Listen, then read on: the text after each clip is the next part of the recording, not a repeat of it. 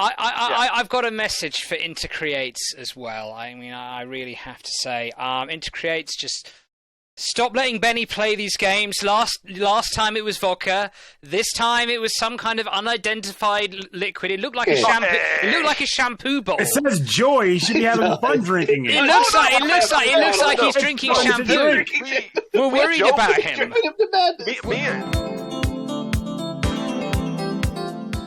Hello, everyone, and welcome to the latest episode of the Hey Paul podcast. I am, of course, Jonathan Trussler, and here with me today we have Corey.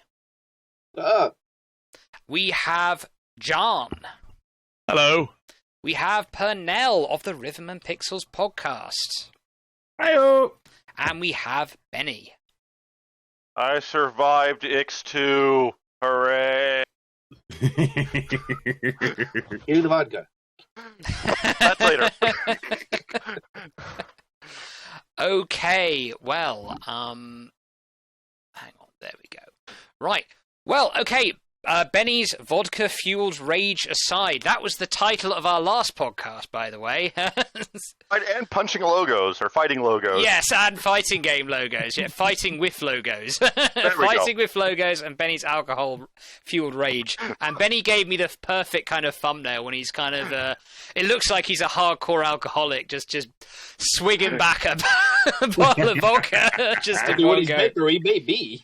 You'll have to tune in to find out. Okay, well, last week was the Benny's alcohol theme range. This week, it's a surprise, Benny. This is the intervention. So we're all here. We're all your friends. This is a non-threatening environment. Put the vodka down. It's okay to admit you have a problem, friend. Well, thankfully I don't have the vodka, so okay. What is that? What the hell is that? Well, we'll get to that. We'll get to that later. I have a whole rant about some stuff, but I think, John, we've got some business to take care of because we have one of our people has some things to talk about. Yes, indeed. Okay. Well. Okay, talking of how certain addictive things ruin people's lives, let's get straight on with John. My name's John Davis, and I have a problem. I can't stop playing Elden Ring. It's literally consuming every... I've not shaved in a week or two. I've not cut my hair. These clothes just stink. Like, I'm a terrible You're truly man. Tarnished. Now, are you having fun? Fortunately, you're not meaningless, though. No, I am having loads of fun. I stopped playing for a bit when Destiny 2, the expansion came out, and it was kind of like really painful to actually tear me away from it after 40 hours of playing it. And I think I got back into it about a week ago, and what's staggering for me is just how much there is in this game. Like, I thought after doing about 40 hours for the review that I kind of seen everything that I really need to see in that game, like surely there can't be anything more than that. But I think I'm just under 100 hours now. I'm about halfway through the game. I'm taking my time, and it's just astounding how much content is in that game. Really, dungeons to explore, weaponry, spells, skills, sorceries, bosses. It's just... Oh, but you've forgotten the most important thing, John. Hugging. Hugging, of course, yes. Hugging with women other than your wife, by the way. Yeah. Hugging fear, very, very important. I know. At the round table. Okay, I was like, what are you talking about? Hugging? Yeah. Hey, have you guys also seen? So obviously, everyone knows about Will Smith's slap this week, right? So people are going invading in Elden Ring, and like they're just walking up to people and just no weapons on, just slapping them, and then like leaving immediately. Talking of leaving immediately. Benny was that outraged. Reaction and banished. Pernell that furious. Outrage. Oh, there we go. We've got Pernell back again. Yeah. I think apparently slap motion. It was like, nope. Get out. Him out of the video. So mad about that slap. It just slapped me right out of the chat. Like, damn. But like, here we go. Here it comes. But no, it's a stellar game. I just don't know. I don't know when it's going to end. Do I want it to end? Maybe I do. What kills me though is like there are people who have been playing this game. Like there's this one Donkey video where he's beaten the game 4 times, but he puts the hours. It was like 34 hours, 35 hours. I got friends who beat the game in like 70 hours. Meanwhile, I just went back to Stormvale Castle after a 40-hour hiatus away from the place, and I'm nowhere near the end. So if I took 40 hours to get there and I've barely seen the map, how much more time have I got left in this thing for one run? I don't understand what people are doing. Oh, if you're at Stormvale, you've got a real fucking long way to go. Stormvale was like, I think for me, like 50 hours ago. Damn, something like that. It's one of the very first legacy dungeons in the game.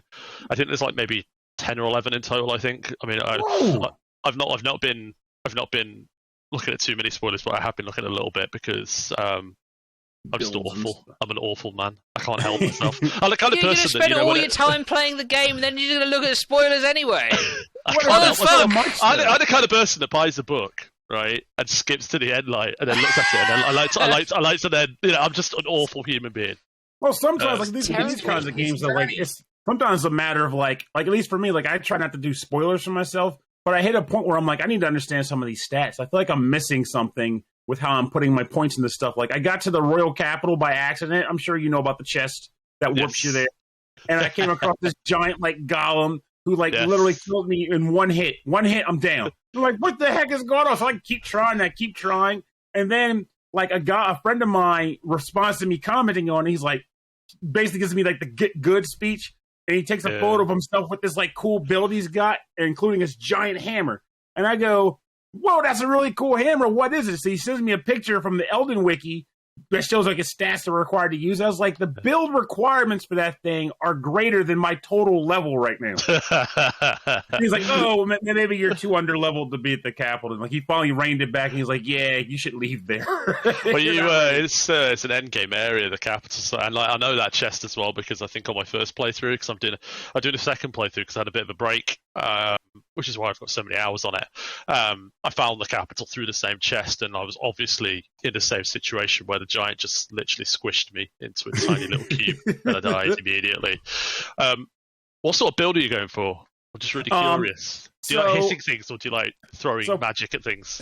Yeah, previous games I've always done Dex and Fate, so I was using like spears and like rapiers and stuff, along with like lightning spears and all that. But this time I was like, I want to try magic. I've never done the sorcery thing before, so I'm messing with that. And I've come to realize that for all the balancing that these guys are trying to do with a bunch of stuff, you really need to sit down and do something with those sorcery spells, because I bought a bunch of spells. And I'm like, nah, pebbles for days. Yeah. And I found the hook claw, and now I've become obsessed with going Wolverine on things. Like, every other weapon to the back. I'm like, I want to claw things. It's so fun. Yeah, I do like the hook claws. The thing is, right, I tried to do the sorcery thing as well because I got access to the not sorcery, sorry, a faith like kind of build. I got access to the dragon sorceries quite early, in the sense that I spent a bit of time like grinding a little bit. I found that place. don't want to talk about it too much, but I might have shot a bird over and over again. I might have killed some like swamp people as well.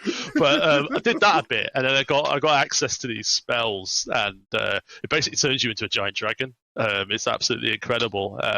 But I just like hitting things with a sword. There's just something really cathartic about that. It's the thunk. Yeah. But loving it. Can't get enough of it. I hope by the time the next podcast comes around, I've finished it. If not, I think you'll have more stories. Like I'll probably need another intervention.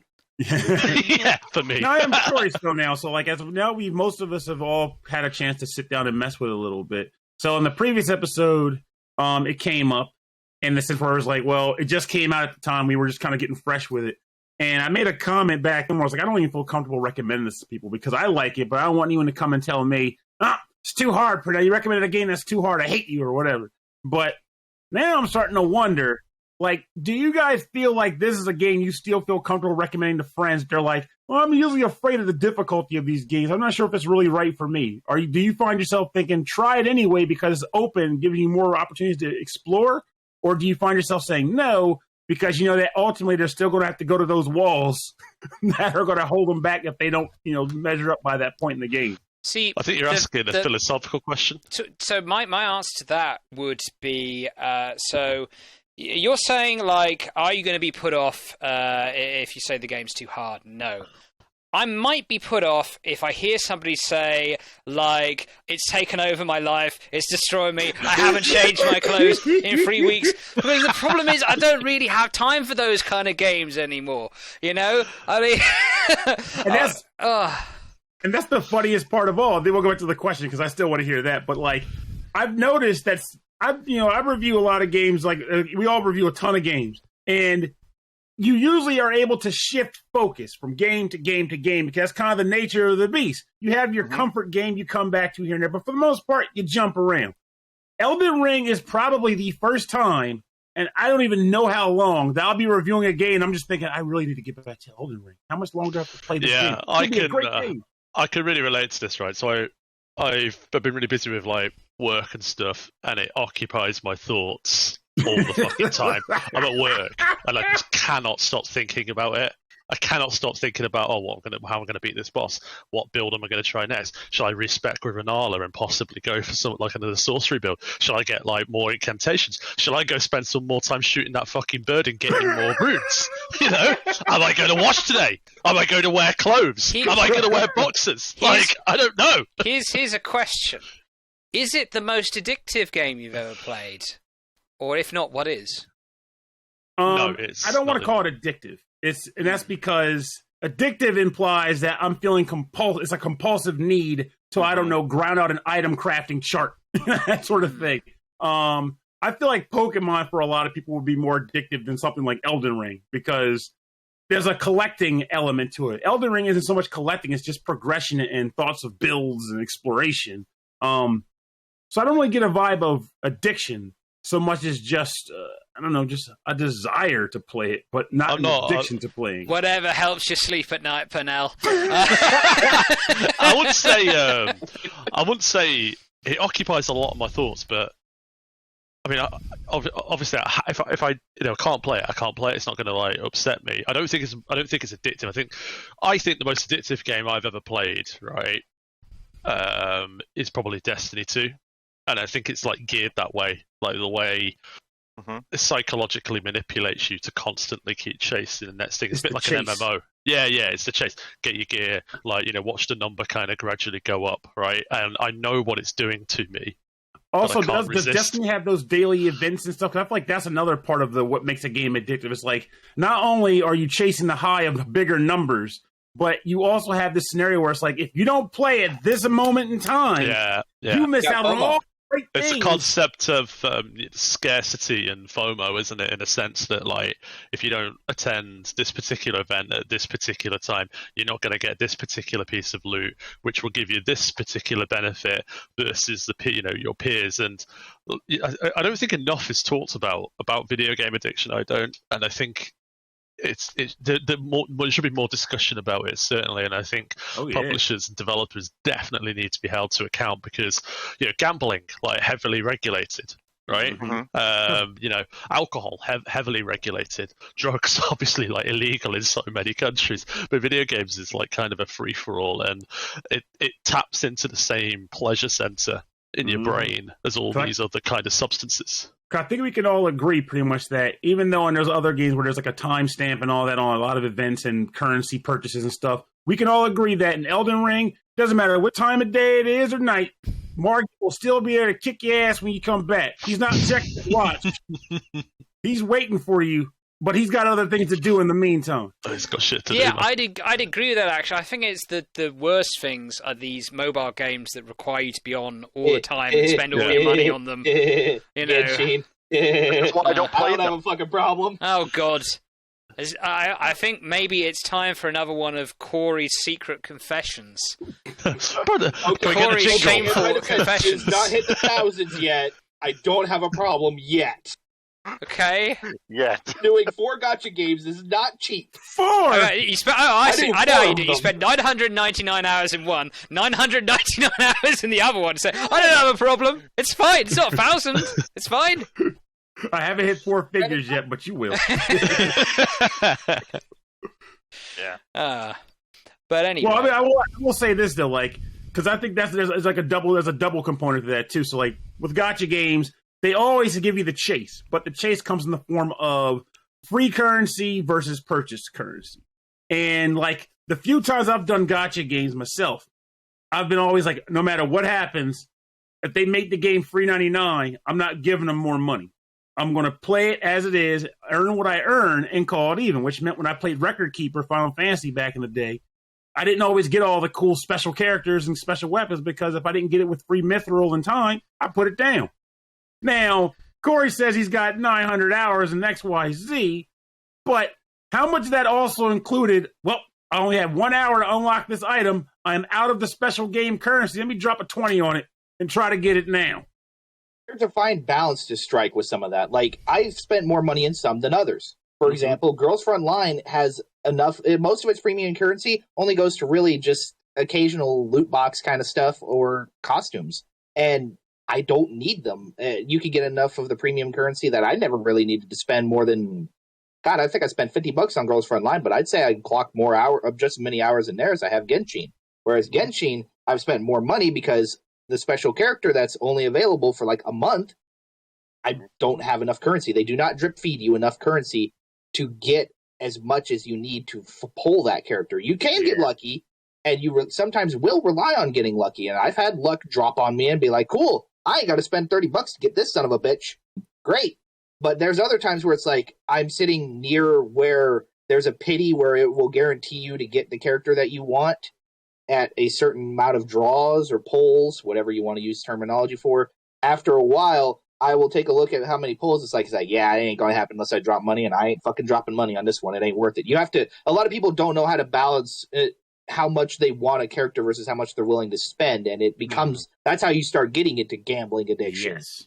Yeah. And I gauge myself on that. If there's a character I really, really want, I will put money aside to make sure that I get it. But I don't do that for every character. I have to draw a line and be like, I like this character, but no, I'm not spending another extra $30. But if I see a character I really, really like, yeah, I'd be willing to spend the extra money. And I also gauge it based on, if you ask me, there's a thing that my friend showed me. He spends $1 on the game for every hour he spends. And for gacha games, that's not the worst thing you can do, but I will typically gauge it more at $1 for every 5 hours I spend.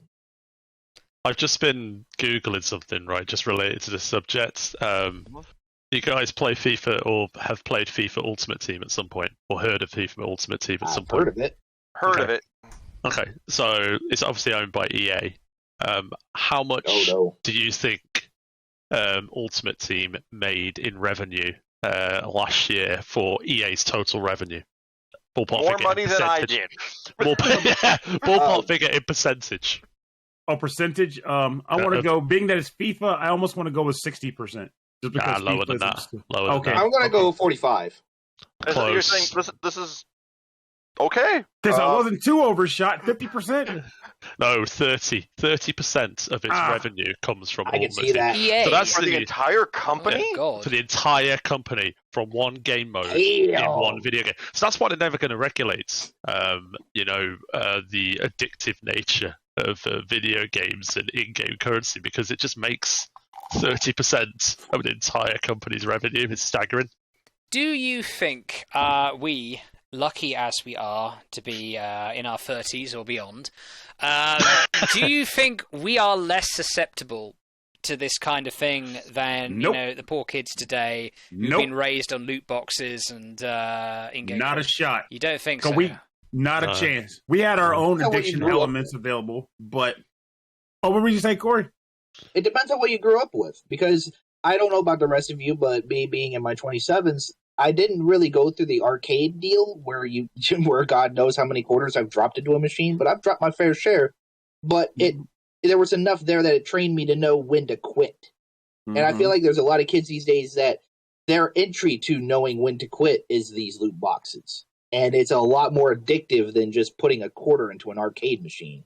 I'll say this as a follow-up to that, though, too. So, growing up playing like The Simpsons and Turtles and whatever, got to get to the end of the game, all my friends are progressing and I'm not. There were a few differences, I think, compared to like the current era model.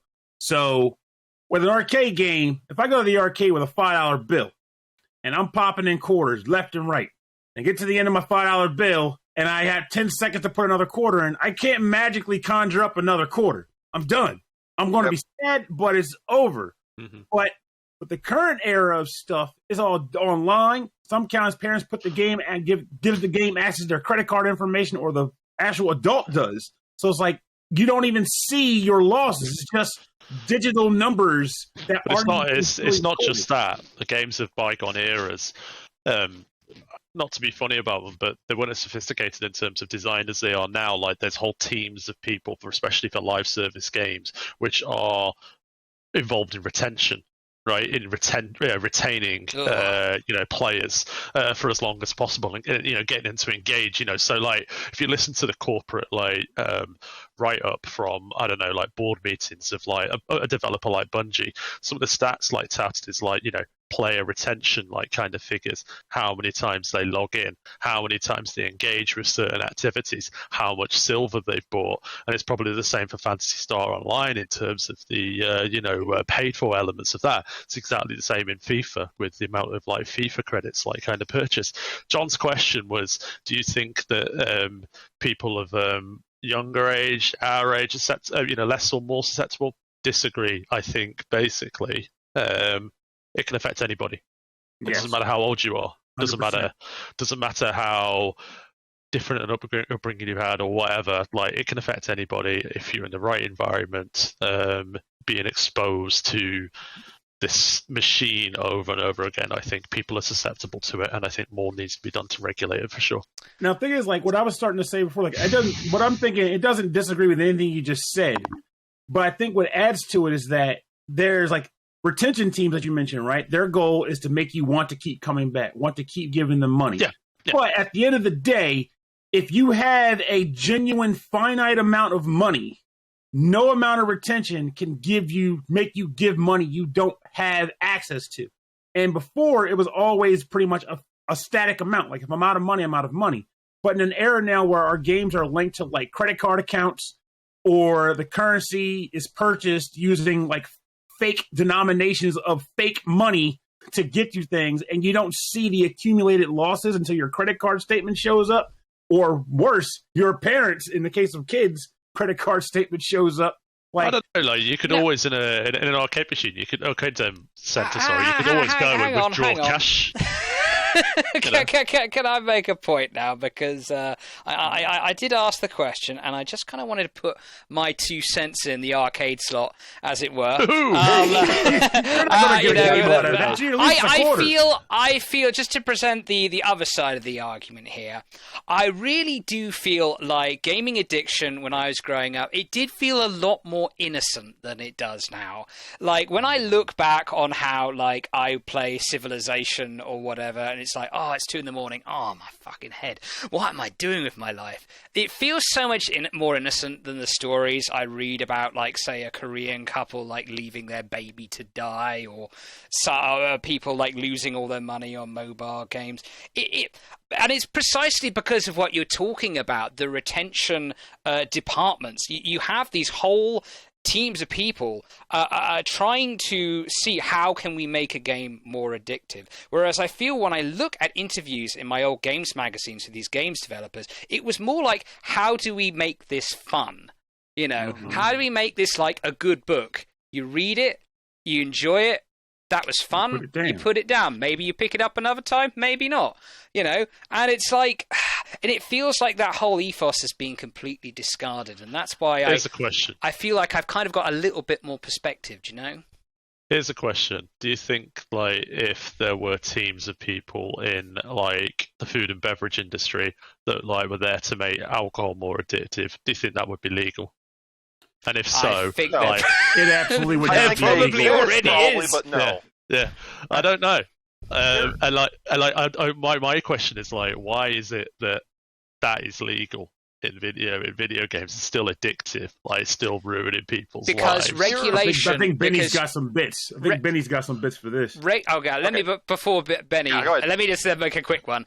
Regulation is always one step behind the technology, and I think that's probably why, in a nutshell. Yeah. We lost Purnell again. But I got so angry. Pernell, you get too mad and it destroys your internet. I know what I got to do now. So heated, Purnell. So heated. So, really, at the root of this discussion kind of is just... Go ahead, Purnell. I just realized I think what's happening is, like, if I don't touch this computer, Discord still thinks I'm being inactive, even though I'm technically talking into it. So I just got to do, like, hand motions or something. Okay. What we're really at the root of the discussion we're talking about is psychology, and this is really a psychology argument in that aspect. Some people are definitely going to be more susceptible to certain things based on personality, etc. But going back to, like, the old days, yeah, games were not really designed to take advantage of one's psychology.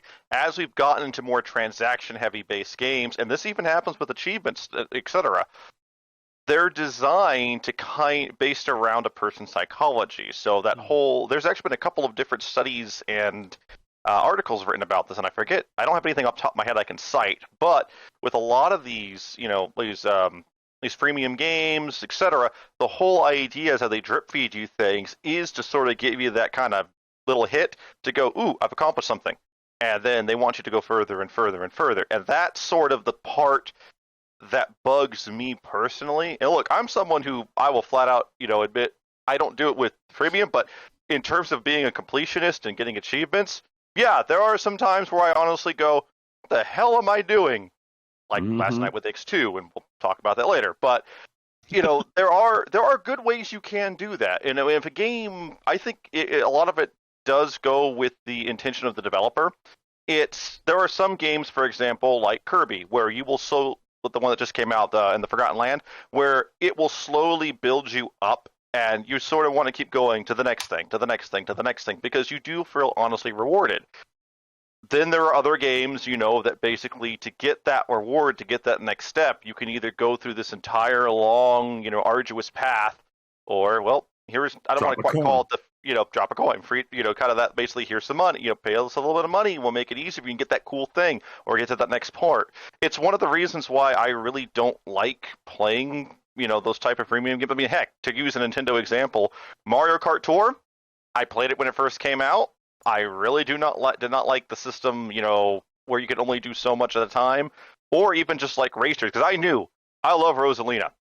The second that I saw that they started actually having different variations for costumes, etc., I was so glad I had put the game down, because I knew me. I would probably pay money to go ahead and get those. All the Rosalina costumes? Oh, yeah.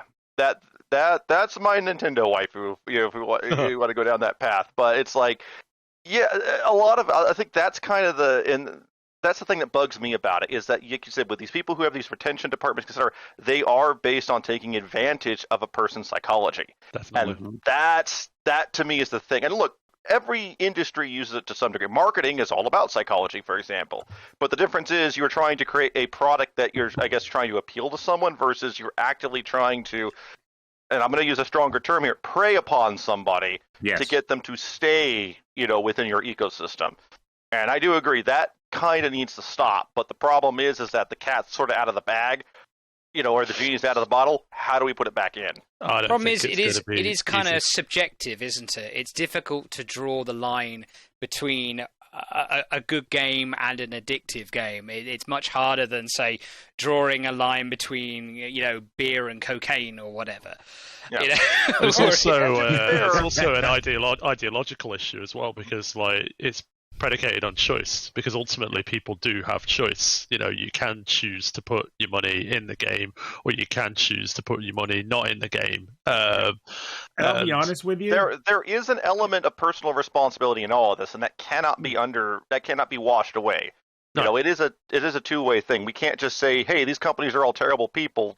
At the same time, you know, it might be hard for someone to get help, but you know, or at the same admit that point, but there definitely does have to be some personal responsibility. Sorry, Penel, I cut you off. No, it's okay. It actually leads into something I was leading into saying too, which is that so you mentioned the idea agency of choice, which is 100% true. People should be able to choose what is best for them, but there's also the element of preying on people who are weak in their form of ability to choose. But so one thing I was doing for a while with friends, their judgment is impaired and are not able to choose. Yes. So like what I would do for a while with mainly with Record Keeper back in the day, because that and then Bravely Exvius is I had a number of friends who were into those games at a time when I was also into them. So what I would do is I would actively bring up an active conversation to say, hey, how far have you progressed? What are you doing? What characters do you have? With the intent being to ultimately kind of get to the crux of someone telling me, oh, I've got these 3 new gacha characters. I'm like, wait, whoa. How'd you unlock those characters? Because I want them to outright say audibly, I spent X amount of dollars to do this. Because the idea is saying, hey, I'm not here to tell you what to do, but I want to be a person in your life that helps you see flat out. You just spent $60 to get these 2 characters in your game. Is that something you wanted to do? Is that something you were okay with doing? Because sometimes it's a matter of you do it, you discard it from your thoughts, and you move on. But if it's front and center, you might be like, what the hell was I thinking? I got to be careful with this. I got to get better at this. I mean, if you get into it, though, Star Citizen makes $60 look like a joke. People spend thousands of dollars on ships, and that game isn't even out yet. Meme. It's a fucking meme, that game. It is outrageous. Okay, give us some context on some of this. It is the pyramid scheme of ultimate pyramid schemes, right? Listen, right? Here I am. I am in the desert and I am selling you water, and the water is this magnificent interstellar universe that's inside my mind at the moment, right? Inside my mind. I'm going to create a multi-system universe where you can interact with every single planet with hundreds of starships that you can purchase, right? All the way from enormous carriers, the naval battleships to little kind of shitty ships that go around and do mining and everything like that. It's basically you've got a digital life, right, in this video game. Imagine the Expanse, but in this video game, you think, God, this is brilliant, right? What a wonderful vision, right? You know, here's the thing, right? Here's the catch. It's been in development for a decade. It's in alpha. It's raised more money than any video game in history, and right? it's not over five. And it's still in alpha, and it's raised $500 million. Yeah, it must be 500 million or some shit like that. It's loads, right? You can only gain access to the game if you pledge. Right, so you can't buy. You have to pledge to buy a license to the game, right? And that'll get you a starter ship and some limited credits or something like that. You load into the game, it's not finished. All the people are still fucking T-posing all over the place. The frame rate is terrible.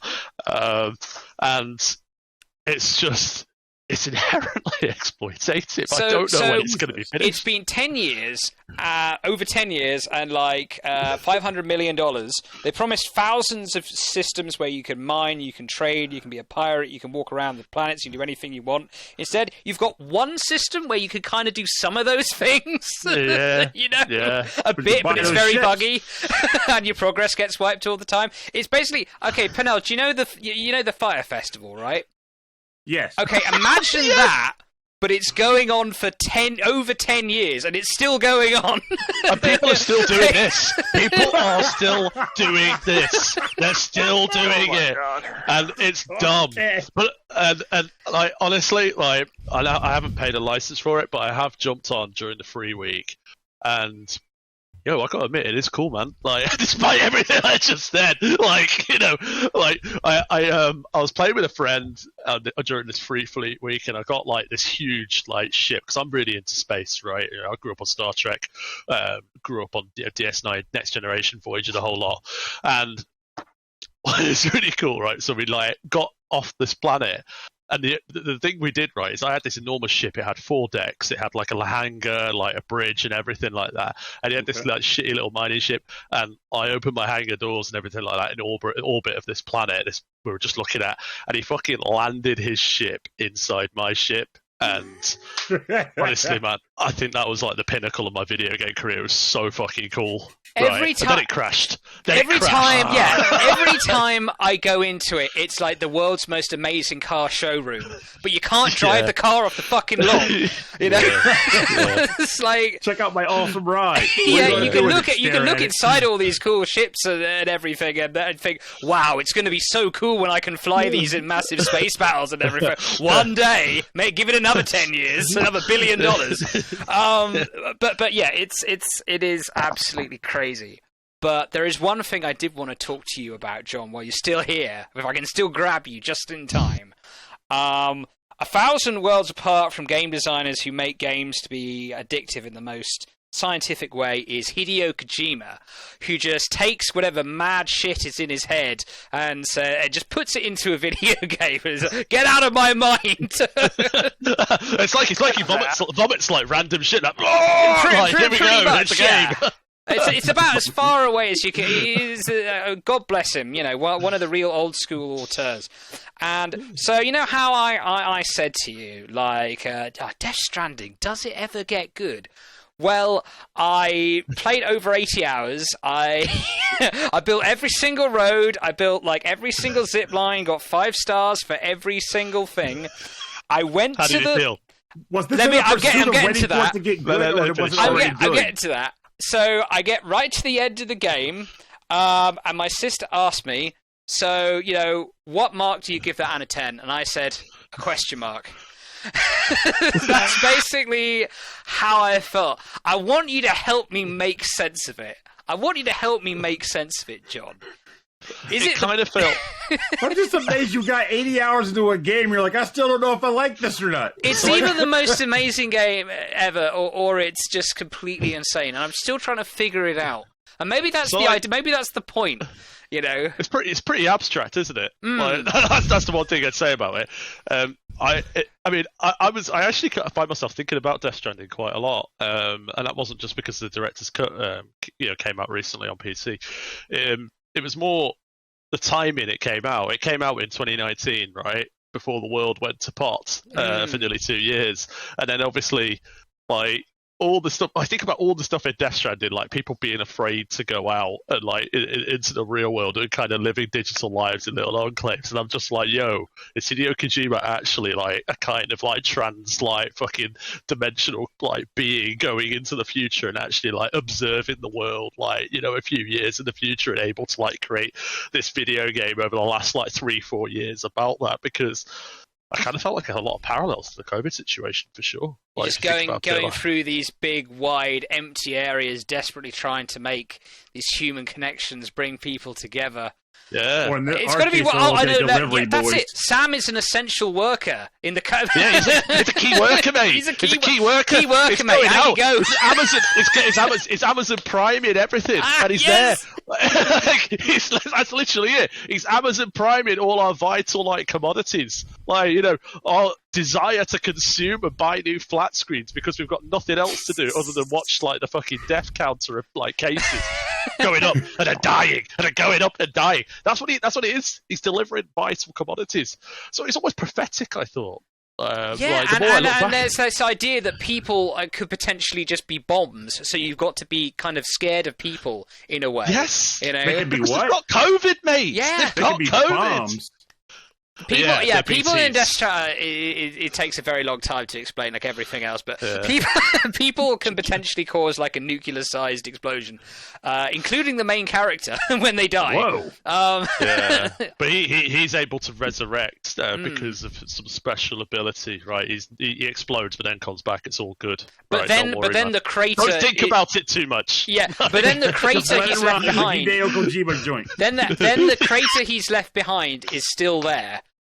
So you've got to find another way around. He sees the damage is like going to the reds. Like, man, look at that bomb I just dropped. Pretty much, yeah. And it's like, and when I kind of, slight spoiler alert here. Just like, when I'm in that kind of final boss battle where I'm trying to figure out what to do with a gun. And then it's just, it took me like several tries, and it's like, oh. Like this is just this, and I think that's it. It's like Hideo Kojima, I don't think he tried to make, he's the opposite of all these people we talk about. He's not trying to make this addictive, compulsive game. He's trying to send you this mad message, and it almost doesn't matter what the score is or whether you think it's good or not. And so, like, it's not so you're saying, like, it's not designed to be a fun game. It's designed to be an artful game to experience and take away whatever message is given. Yes. That's almost exactly right, yeah. Imagine just taking a long kind of mountain hike or just a long walk. That is most of the game. You know? Yeah. But and imagine, like, when you're taking a walk, all the mad shit that you think up in your head.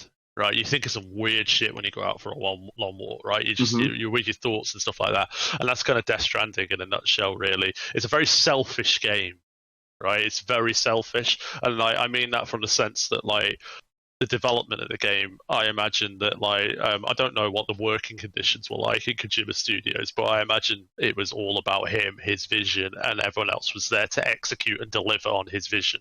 Right, and I'm not saying that's necessarily a bad thing, but you see a lot of like creativity. It's very collaborative. But I think that he has a vision, he has an idea in his head, he delivers and executes it, and he wants to tell a story with almost every single game that he kind of delivers. So, you know, in the case of like Metal Gear Solid 1, it was about the geopolitical tensions and nuclear weaponry and like how nuclear weapons are just basically fucking awful. Then like Metal Gear Solid 2 was almost like prophetic again in like the dissemination of information, and how it's used to shape political discourse and shape opinion and how it controls people.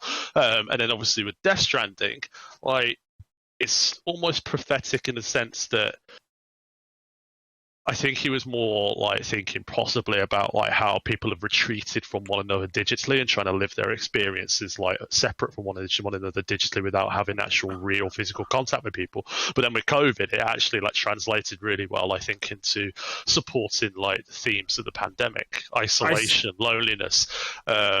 You know, one person going out and delivering Amazon Prime packages. You're kind of allowed to feel things in Death Stranding that you're not you don't feel in most video games. Like, there's bits where you feel it's not even trying to entertain you even a little bit.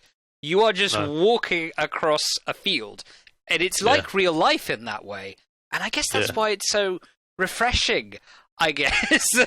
I feel weird now. Like, before this episode, I had just got back from Target's buy two get one sale, and I actually was looking at Death Stranding as an option, and now I'm kind of regretting not picking it as one of my 3 games.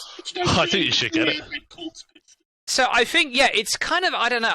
God, maybe. I'm actually gonna. I think I'm gonna be reviewing the the PC, the Director's Cut edition soon, and I'm wondering, maybe I should just put a question mark out of 5. Like, I feel like this game, you should stick with it. It defies the scoring system, you know? If I had a gun to your head, though, right, heaven forbid, what would you give it out of 5? Well, I'm going to have to figure that out in there. The real question, would you pull the trigger knowing he could blow up next to you? Yeah, there we go. Yeah. If you put a gun to my head, you're going to have to wait a couple of weeks for my review. Anyway, so, right, okie dokie. So, great. So I think, was there anything else you wanted to talk about, John, when we've still got you here? I think we're going to talk about PlayStation. Perhaps Corey had a suggestion earlier. Yes, okay. In that case, you can go first. So the question is, so for new PS Plus classic games coming out, which PS1 titles would you like to see? And I'm thinking probably one each person. So start with John. Oh, okay, all right, two or more. Oh, this is difficult. Just one or two. Come on. All right, Destruction Derby 2 would absolutely be top of my fucking list immediately, because that is a phenomenal game, and I'm really surprised they haven't tried to remake it in some form, because a lot of like fun when I was a kid, just absolutely smashing cars to pieces with my brother, and watching him cry when his car can't move anywhere because I've absolutely destroyed it. So that'd be one. And then I'm torn between Legacy of Kain Soul Reaver, because probably one of my favorite games of all time. But then I miss using my G-Con. So I would probably say Point Blank 1, 2, and 3. I know that's 3 games, but huge fan. Oh, it's fine. Gun Barrel collection it did exist, I think. So there you go. I want to release the Gun Barrel collection, and then you get them all. Yeah, definitely. Yeah, let's do that. All right, I'll do that one. God, Has anybody here played a game called Wild 9? No. I've heard of it. I've never played it, but I've heard of it. That is why I would pick it. It's because, like, you know, you could be I could just pick, you know, the best games of the PS1 era that I haven't seen it come out yet. But what I'm picking is one that I think would be very different for the current generation of gamers to understand. So Wild 9 is a game about kind of this counter-revolutionary. He's extremely 90s. He always says things like, "It's all good. I'm too cool." But that kind of peppy attitude is contrasted strongly by the fact he tortures all his enemies, so he can kind of lift his enemies up. It's all good. yeah. You go, it's all good, and he'll drop them in kind of a threshing machine, and they'll be screaming "Rah, rah!" as they get kind of threshed to death, you know. And he'll drop them in piles of acid, and they'll go "Rah, rah, rah!" and he'll be like, "That's cool." I mean, it's just lunatic, and it's just, I don't think people of today just would know anything quite like it. That kind of sort of juxtaposition we had in the 90s between that sort of peppy surf the dude attitude and extreme violence. And yeah, Wild 9 was just that in a nutshell, really. Okay, sounds brilliant. give it a look. It's only about like 10 hours, I think. So, you know, it's quick. It's quick. You're obviously googling right now. Oh, can I add another one? G-Police. Go on then. Why not? Because we only got you a bit longer. Go on. G-Police. Both G-Police entries. Oh, okay. That's a lot. G-Police. I gotta look into that. I need to furiously. What? You've not played G-Police? Never played G-Police. No. Oh, God, sell us G-Police. Sell us G-Police, John. Right, so, like, welcome to Callisto, Mr. Taylor. Like, that's the opening line from G-Police 1. Basically, you're a fella that turns up to Callisto, the moon of Jupiter, and your role is to administer justice with extreme violence in a giant floating gunship with missiles and all sorts. And there's like a pseudo kind of conspiracy theory, political like nonsense in there. I can't remember too much about the plot, really, to be honest, but you end up like killing lots of bad criminals, then lots of people that are trying to overthrow the government, and you just float around, fire missiles at people.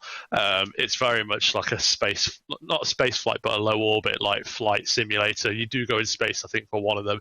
You upgrade your ship. It's great when you get like, I think it's the Venom, and you get like loads of like fucking missiles. Like, it's just, it's so good, man. It's so good. And the second one, I think it's Weapons of Justice. Like, that's even better. So yeah, G-Police. I'd love to play that again. Like you say, you administer great justice, and then the second game is Weapons of Justice. Like, if you were having trouble doing it in the first game, we've got some armory for you. Here's some more justice, boys. It doesn't sound like there's much due process going on. Absolutely not. You are the due process. But John, you don't understand. This is the 90s. That's the name of your giant rocket launcher, due process. Anyway, Pernell, I'm interested to hear. Give us a PS1 game. I'm going to have the answer that no one's going to like, but I got to be honest. Like, so there's a two-folder. One, generally PS3 games, since they just can't seem to freaking reverse engineer the damn thing so we can get actual, like, backwards compatibility or something for it. So games like White Knight Chronicles or Tokyo Jungle or whatever, I like to see people get access to. But honestly, the other element to it, I'm that asshole who just wants them to go onto like a WATA board or something, or on eBay and look up all their most expensive collectible games and just make them available on their service. Because I'm that guy who, most of my collectible games I bought when I was growing up. So I just stockpiled a bunch of old video games from my childhood and teen years or whatever. So whenever I'm in a chat group of a collector's group, someone's like, you won't believe the game I found at like a flea market for $300. And it's this game I got for $20 out of a bargain bin years ago. And I'm shocked that it's a collectible now. So it's like, I just want people to have access to these games that are being walled off by collectors' prices. And I feel like in another respect, too, that would be a good boon for them, because I've heard a number of people say, like, I don't really need PS Now to play games I already physically own. I need a means to play the games I physically own. But if they were to say, here's a bunch of games you can play that you'd have to spend hundreds of dollars to get on the retro market, well, that might be a good reason to jump on the service right there. Okay, well, Benny, what about you?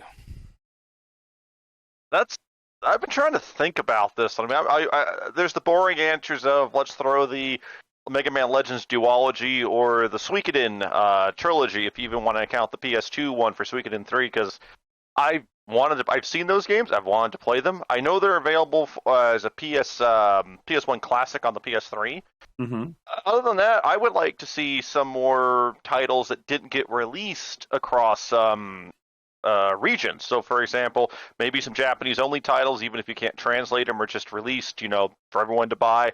Same with some of the stuff that probably got released here in North America and didn't get released in Europe.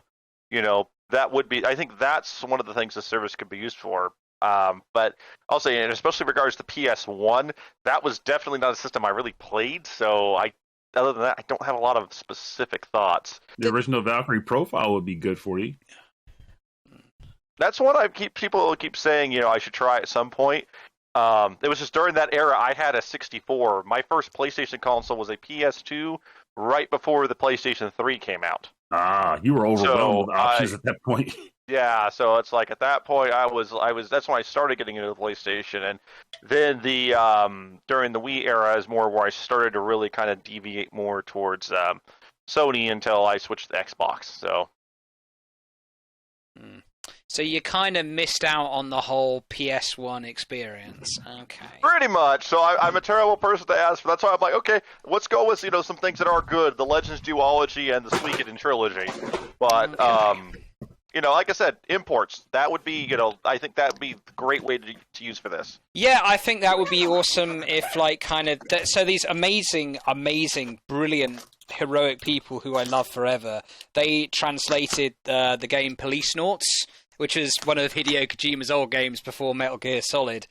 And they just translated it and kind of made it into a ROM. And I thought, wow, they did that just all out of their passion, And how cool would it be if they just translated old games and from just Japan? That would be amazing. So yeah, I agree with that. This might be a fun one right here. Kagero Deception 2, that might be a good one for you to try if they put it on a PS1 setup. It's tactical, though. There you go. But Corey.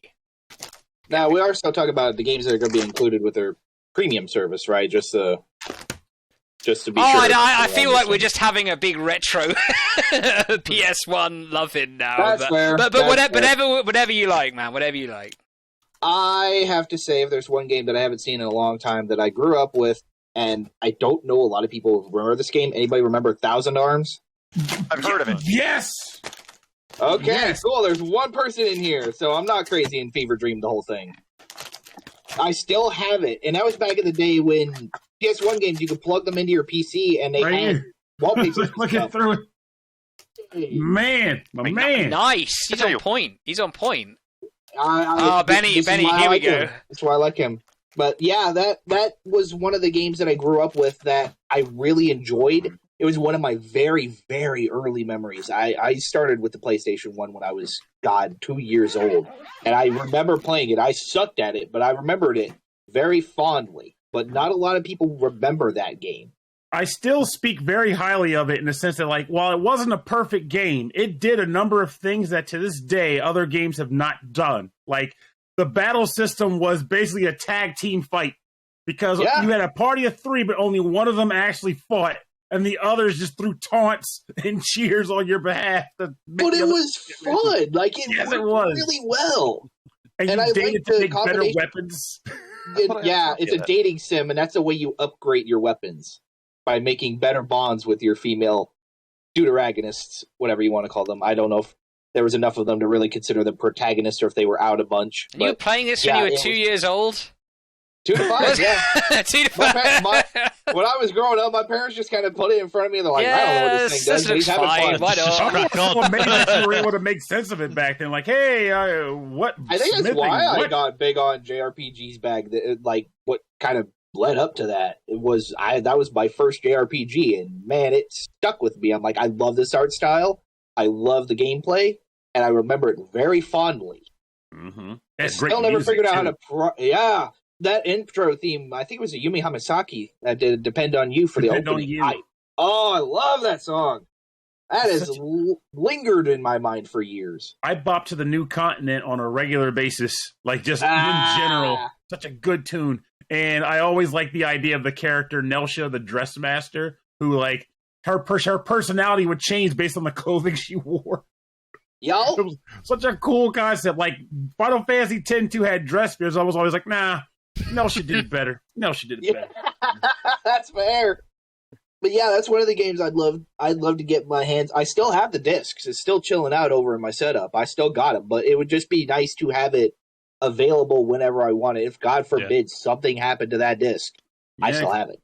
The disc rot is a thing that I'm thankful I've avoided for a long time. But don't remind me, man. They scared me sitting up here. Mm-hmm. But I think the other one that. And I don't know if the original one was on there already on the store that you could buy, but as far as the PS Plus Premium expansion that I love to see more people play, anybody remember Tomba? With the cave boy. Yes. The guy with the pink hair and the green shorts. The pigs. Yep. Wait a minute. Was this the one? Was this the one with the games done quickly? Do you remember the speed run where one guy's being really, really annoying, and the guy who's playing is just like, I'd really like it if you just stop talking. And it's just a big awkward silence. Or is that another game? I don't know. Maybe I'm thinking of a different one. But yeah, you'll have to Google it later because you have to send a link to it. I know what video you're talking about, but I don't remember what game they were playing with that. Yeah. Well, I mean, I think the awkwardness kind of overshadowed like everything else pretty much. Damn. But that was classic. A really fun little platformer that got swept off to the side. I played the crap out of it. The moment I saw Tomba 2 show up, I got it on my Vita. I'm like, I'm going to play the crap out of this whenever I'm on the go, because this was one of my favorite little platformers when I was growing up. It was one of the few that I didn't suck at. I want to say it was actually one of the earlier PS1 like highly priced games too, like when people start like coveting products from the console. When I was looking up prices for it, it was at the $60 for a used disc. A brand new one was going up to $120. I'm sitting there like, I'm actually starting to sit on liquid gold here. I'm hoping that these don't deteriorate. That's why the disc rot scares the fucking hell out of me. Mm-hmm. Does anybody remember or have played Colony Wars Vengeance on PlayStation 1? Was that too sounds niche? familiar. I feel like I saw a friend play it, but I don't remember if I ever got it in my collection. Colony Wars? Yeah, it's... that sounds really familiar. It's a space shooter. Here we go. I do like my space shooters. But it's like... you are a big Psygnosis fan. I have come to realize. You've named a bunch of Psygnosis titles. Yeah, I am and they were based in Liverpool, actually, in the UK, Psygnosis, weren't they? Yep, they did. They were Scousers! They're Scousers, right? They were the greatest video game company ever. Yeah, so they dissolved. Let's make a game about a load of people jumping off a cliff. It's every day in Liverpool. No, that's too much. Sorry. Oh god. No. So that's probably why I remember that game, because Studio Psygnosis did it, and I only looked up their titles after I started playing Wipeout. So I know where they're located at even. They've done some Or where they incredible were. games, Psygnosis, haven't they? Like when you think about it, like just what a shame that they're no longer with us. Probably at the bottom of the Mersey. Ah. But thankfully, there's folks like yourself that has a fond remembrance of them, so that someone like me is like, G Police, you're like, G Police, bitch! You should know it! I looked it up, by the way. It was Tomba 2. I can't believe it. Whoa. That's the only thing I know about Tomba 2 is that was the Let's Play. That's a good memory to call I that know. back. I remember just another funny memory. So there was in the same thing, awesome games done quickly. There was a run through of Pepsi Man, and somebody sent in a donation called Coke Dude. And it said Coke Dude was like, "I'll get you next time, Pepsi Man." the audience is just like, boo.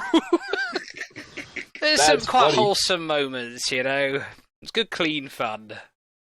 I'd tell you what else, actually, because I was just looking on Steam while I've been talking for a game on PlayStation that I've not played for years, PS1. I'd love to play Dino Crisis again. That would be great if that was available. That reminds me. There was a game, I'm trying to remember, it was like a very recent event, like one of those digital, here's a bunch of new games. I think it was PlayStation State of Play. Yeah, the first game that they showed off, Capcom showed off, looked like Dino Crisis. Yeah. Like, Dino Crisis! God, and it just goes to show you just how much people want it. Oh, God, I can't remember what it was called now. You can imagine, like, the creative meeting for Dino Crisis. Like, you know, like it was made by Shinji Mikami as well, wasn't it? And it was like, right, Resident Evil with dinosaurs. Dinosaurs. And it was a perfect idea. And like honestly, it's one of those games where I genuinely find myself questioning how it is that they've let that language. Like, I get that Dino Crisis 3 wasn't a hit, but I think that was because of the direction they took it. It was like, dinosaurs in space would be way cooler, right? It was like no. Imagine the post-it on the board, like going, yeah, dinosaurs in space. We'll fucking go with that, lads. Just like, there's so much money they can be pulling from that. Like, I love Resident Evil as much as... It wasn't even angry that time. Greatest times to vanish. It was just talking normally. Resident Evil so much that he left. Oh no! You can't get passionate on this podcast, or you get rid of him. You were like mid sermon. Oh my then. God! I think Capcom was listening to me. They knew what I was doing. It's like, hey, guy, don't you talk crap about our business decisions. We're going to show you 1-4, and it's going to hurt. Cut out with "I love Resident Evil." It's like marketing. Dead. Apparently, you're not allowed to do that. I love Resident Evil as much as the next guy. Oh crap! But I feel like they should have been working with more properties like this one, and even like Onimusha, bringing that one back again. Like, hey, you've done other great products in this style of gameplay. Resurrect those for a bit, so that when Resident Evil gets another hit, we're more appreciative of it. You know? Yeah, for sure. A lot of opportunity for remasters and all of that. I really hope that we see, because they're looking more behind now, we're going to see more of it. I will say this, Sony remaster fucking Ape Escape already, you sons of bitches. I want that game. I love that game. They were great games. The first 3 were great, but I had to go get an emulator just to stream it to my friends, and let me tell you what, setting up a PS1 emulator is a pain in the ass. The crossover to Metal Gear Solid is still probably one of the best damn things I've ever come out of video gaming. It was so fun. It didn't need to be in there at all, and they just threw it in there. I'm like, I don't know how to feel about this. Like, I love it, but what the fuck? Just the codec conversation at the beginning of the whole thing, where he's like, "What do you need me for, Colonel?" It's like giving another Metal Gear is like worse. Gentlemen, I have to butt in now. Now we've kind of given John lots of love and hugs and cuddles. Now we need to get on to one of our viewer questions. And it's an interesting question. It's related to what we're talking about. Okay, this is from Trey, aka MCG. He asks, with the re-release of niche games that are popular amongst collectors, like the Neo Geo Pocket games with some success, is there hope that other companies will do the same like Sega Saturn and Dreamcast? So moving on from moving on to PS1 to Dreamcast. I really want to see them come back because I love the Dreamcast. The whole VMU thing was such a neat idea. But I would like to see... I don't even want to see a classic, like the little classic consoles that Nintendo made, PlayStation made, the little bitty ones. I want to see them remake a full-fledged Dreamcast and Saturn. Just bring it back to production for just a short period so that people that missed out can have a little refresher to come back in. There's so many of them still on the market, but some of them are starting to fall apart. And I think we should really make a concentrated effort to get these back in people's hands because it's unique technology. Yeah. Now, some people will argue that the Dreamcast was better than the PS2, or it was some until stuff. it was was ahead of its time. The thing is, it's like the technology was way ahead of the practical applications for the actual solution itself, and the problem is it was just so damn expensive. It priced out people from getting it when there were just a lot cheaper consoles available that did fundamentally slightly. I might be wrong here though. I feel like in the States, like when the Dreamcast came out, it launched for like $200. Was it $200 in the States at the time, or was it $3? $3, I think. Because I'll look it up. Because I remember PlayStation undercut them, if I remember correctly. Yeah, they undercut them. It was $200, and then eventually Dreamcast went down to like $99. But the vibe I had back then, I was like, this is not all that far off from like what other game consoles cost. Like it seemed very affordable for a game launch system at the time. Because I was a college student at the time. Consider the fact that you could browse the web on that thing. It was $100. It's $199. The Dreamcast. So it was John, $200, I thought was right? absolutely mad about the Dreamcast. It had that mad memory card that was also a Tamagotchi. I was raising chow at work cutting pieces. Like I had no qualms with it either. Like, that's the craziest shit I've ever seen. Radio with it. A little mini system inside a controller connected to a gaming system. It was such a good idea. PlayStation copied it with the Pocket Station later on. This is nearly almost 15 years before the Switch as well. It's crazy, There was a lot of stuff where Sony PlayStation ultimately kind of got the idea of it from another company. I mean, we don't fault them for it because it's still fun stuff. But, they had 4 controllers set up. They copied a lot of ideas. They did. Like the DualShock is really prominent and great, but I mean, that design didn't come out of thin air. I mean, but at the end of the day, it's like, I'm happy that it exists. I'm loving my PlayStation stuff, but no, Dreamcast pioneered a crap ton of stuff. The game, I still feel like usually when you say the Dreamcast was better than the PlayStation, a lot of people will say, well, that's not true. Just compare their libraries. Well, the reason why the library compare fails is because maybe if Dreamcast was able to pick up steam instead of people just going, well, the PlayStation 2 is right around the corner or whatever, more companies would have gone towards working with it because the money was there. But the problem was Dreamcast could never pick up steam to get the support to have the large library. So it had to be mostly covered by Sega. So and the problem there, though, is that Sega did shoot themselves in the foot with the Dreamcast pretty badly with third-party developers. And a lot of them did not come back for the Dreamcast, and that just decapped them. I did look it up. Yeah, the Dreamcast was $199, PlayStation 2 was $299. The one where they were undercut, I think, was the Saturn versus the PS1. Yeah, because Saturn was stupidly pricey. And then, literally, wasn't that the E3 where the CEO or whoever it was for PlayStation came out and just said the price into a mic and walked away? That I don't remember. Only thing I remember might have been. But yeah, I think in both cases, the Dreamcast and the Saturn, they were like a year kind of too early. I mean, they got in first, but it doesn't mean that they got in best. Now, Saturn's issue was like what Benny was saying. Saturn was priced absurdly high when it came out, and PS1 was like, nope, this is actually affordable. But the challenge that they had was they were an unknown product at the time. It was like, who the hell is Sony making video game consoles? And, that's it though. They undercut their competition and then consolidated their market share, with cheap hardware, great games, and like basically, I think the hammer was put in the Dreamcast coffin when the Saturn came out. It killed that. The Saturn, I think, killed Sega, and then the Dreamcast was just too little, too late. By then, like all the people that used to play like a lot of Sega games have either jumped on the Sony or Nintendo horse. Another thing that kind of killed it, I think, was the whole. Well, the fact that like. The PS2 is basically a DVD. Yeah, it's not a very good DVD player. We know that now. But it was a DVD player. On paper, it was a DVD player, and it is. And also, it was backwards compatible. The PS2. So at the time, it's just like on paper, why would you buy the Dreamcast? Because I bet a PS2, I can play every single game on the PS1, which is one of the best game libraries ever, and I can play these newfangled DVDs on it. I think it really did just, the nails in the coffin. I can tell you, I worked retail when that system came out, and I can assure you, there were a lot of parents and adults who came into the store and bought the PS2 because they were buying a DVD player, like straight up. Yeah. Because DVD players used to cost more than the PS2 did. So, like, I'll just buy this. Blu-ray.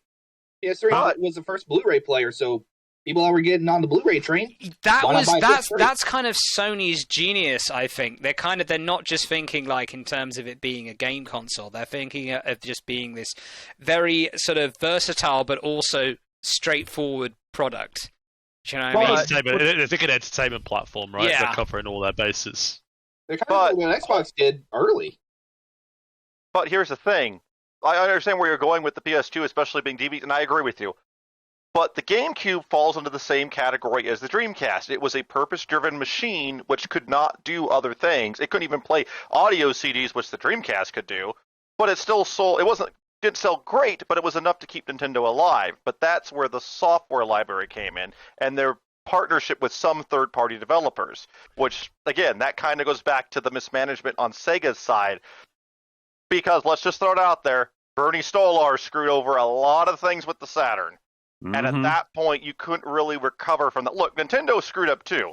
They famously had a spat with Square Enix. That's why a lot of Final Fantasy stuff went to Sony. Oh, the cart. When they were like, carts are too expensive. We need to do more with this. Like, well, we're going with a cart console. You'll just deal with it. It's like, no, we're going with Sony because they're doing what we want them to do. But they at least had their own, IPs. They did develop really good original games, and a lot of the games for the GameCube were more first-party stuff. But you also did have stuff like Tales of Symphonia, which did really well, and that was a third-party title with Bandai Namco, which Eternal Darkness was third-party too, wasn't it? I still wonder, by the way, like, I know that there was that one GameCube model that actually did play DVDs, but it didn't get a mass release, and I genuinely wonder why. Yeah, it was a Panasonic merger. Yeah. It was in Japan, I think, only. Yeah, like I wonder why they didn't do that. I've just been crunching the numbers online here in terms of how many consoles sold on all of these, and just talking about the GameCubes, they sold in total 21.75 million units. Would you like to guess how many the PlayStation 2 sold in its lifetime? God, I can't. 300 million easily. Yeah, it's still one of the top. I'm going to say 121 million. 300 million. Very close. 300 million and one. 158 million units. Because it's still one of the highest selling consoles of all time, isn't it? But it is de facto. It is the greatest. Can I make a kind of possibly offensive historical comparison? Right. So. Ooh. That intrigues John. Okay. Right. So it's kind of like, think of how people must have felt at the end of the Cold War. Like, we don't have to worry about the bombs dropping anymore. Thank God for that. It was kind of like that during the PS2 era, because like for all these years I'm thinking like, oh God, but like there's gonna be this awesome game, but it's only gonna be on the Saturn, it's only gonna be on the PlayStation, it's only gonna be on the N64, whatever, But it's like there was a period where I could just think, I go to the game store and I thought, anything I want will be on the PS2, because at that time it had more market dominance than I think any console since, and maybe even before. It was insane. Everything was on the PS2, everything. And it was very convenient kind of for the consumer. Even though I do kind of acknowledge it was, done by kind of trammeling over the Dreamcast. Poor Dreamcast. So much innovation. It deserves so much better.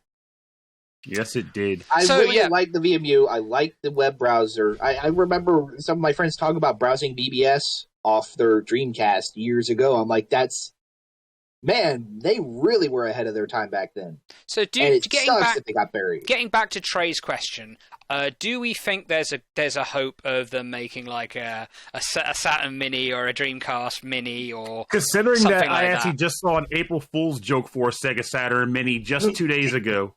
I honestly don't even know what to think with that anymore because there's clearly a want that people are making jokes about it, but hopeful jokes. I don't think there's going to be any retro. It would be for Saturn. For the Saturn, it would be Japan only, just because I don't think there's enough of a library anywhere else. I really don't. But for the Dreamcast, possibly, but I don't think we're quite there in terms of technology to emulate that easily yet. Well, it varies. Like, didn't the TurboGrafx, didn't the TG Mini have a bunch of Japanese games on the domestic release for it too? Like, they could just say, "Here's a release. We're going to combine games from both territories and just play it if you want." I don't know, but if they did that, that would be maybe a way to go. But yeah, it's just I'm trying to think. I was a bit Saturn, not in one of the systems I played, but just even when in casual speak, there's a lot of gems on it. But most of the catalog that and the support usually is from the Japanese side. I mean, hell, that's why Sega to Sanshiro saved the friggin' Saturn in Japan. You know, love those commercials so much. Japanese Chuck Norris is what it was.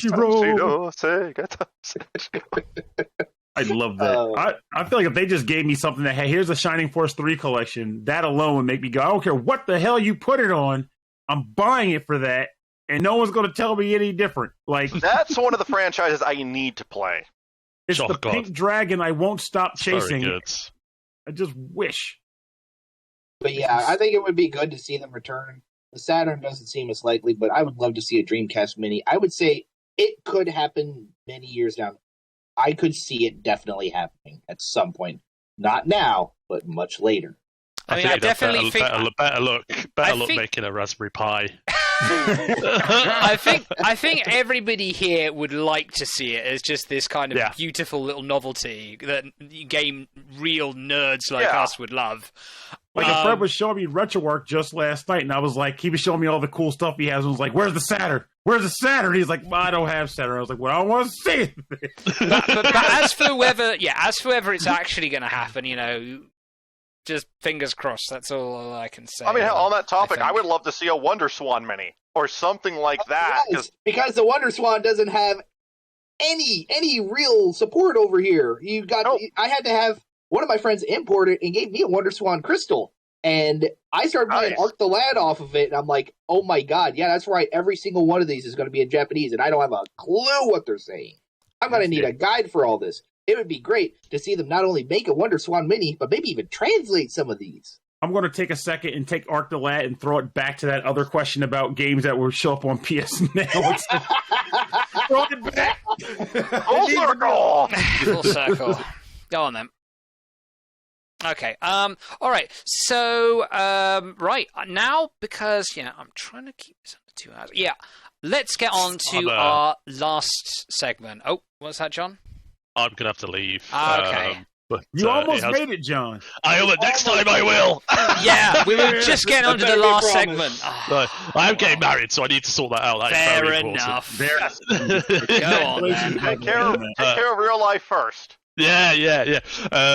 But nice seeing you all. I'll leave this in the chat, actually, because you might be interested to see the top 5 best selling consoles. I know I was. There were some surprises on there I didn't expect, but I'll see you again soon. Take care. Right. Again, congratulations, buddy. Congrats, man. Take her easy. All right. Okay, right. Now John is gone. It is Benny's time to shine. Oh, God. Okay. Oh, no. Right, so now we get on to the final leg of the podcast, which is called What Have You Been Doing? What Have You Been Playing? Okay. What am I doing? What am I doing? What am I doing? I don't know what I'm doing. I'm confused here. Joe Pesci. Am I funny to you? Am I a joke to you? Okay. Just reminds me of the Family Guy sketch. Am I Rita Rudner funny? Oh, yeah, kinda. Oh, thank you very much. Okay. Your acting career is going to go far, John. Thank you. All right. So, moving on. Right.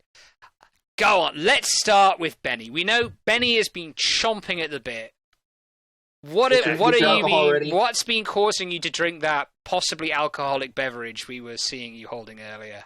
I'll say it is alcoholic this time. There's no water in this. It is sake. But we're gonna get there first. Let's start with the good thing.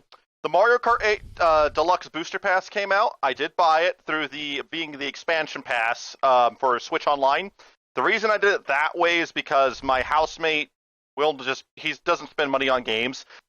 You know, he basically plays with us when we're playing together as a group. So I did that because he's under my family plan, so he could basically have the courses as well, and we could all play as a group because we have some other friends who are playing online.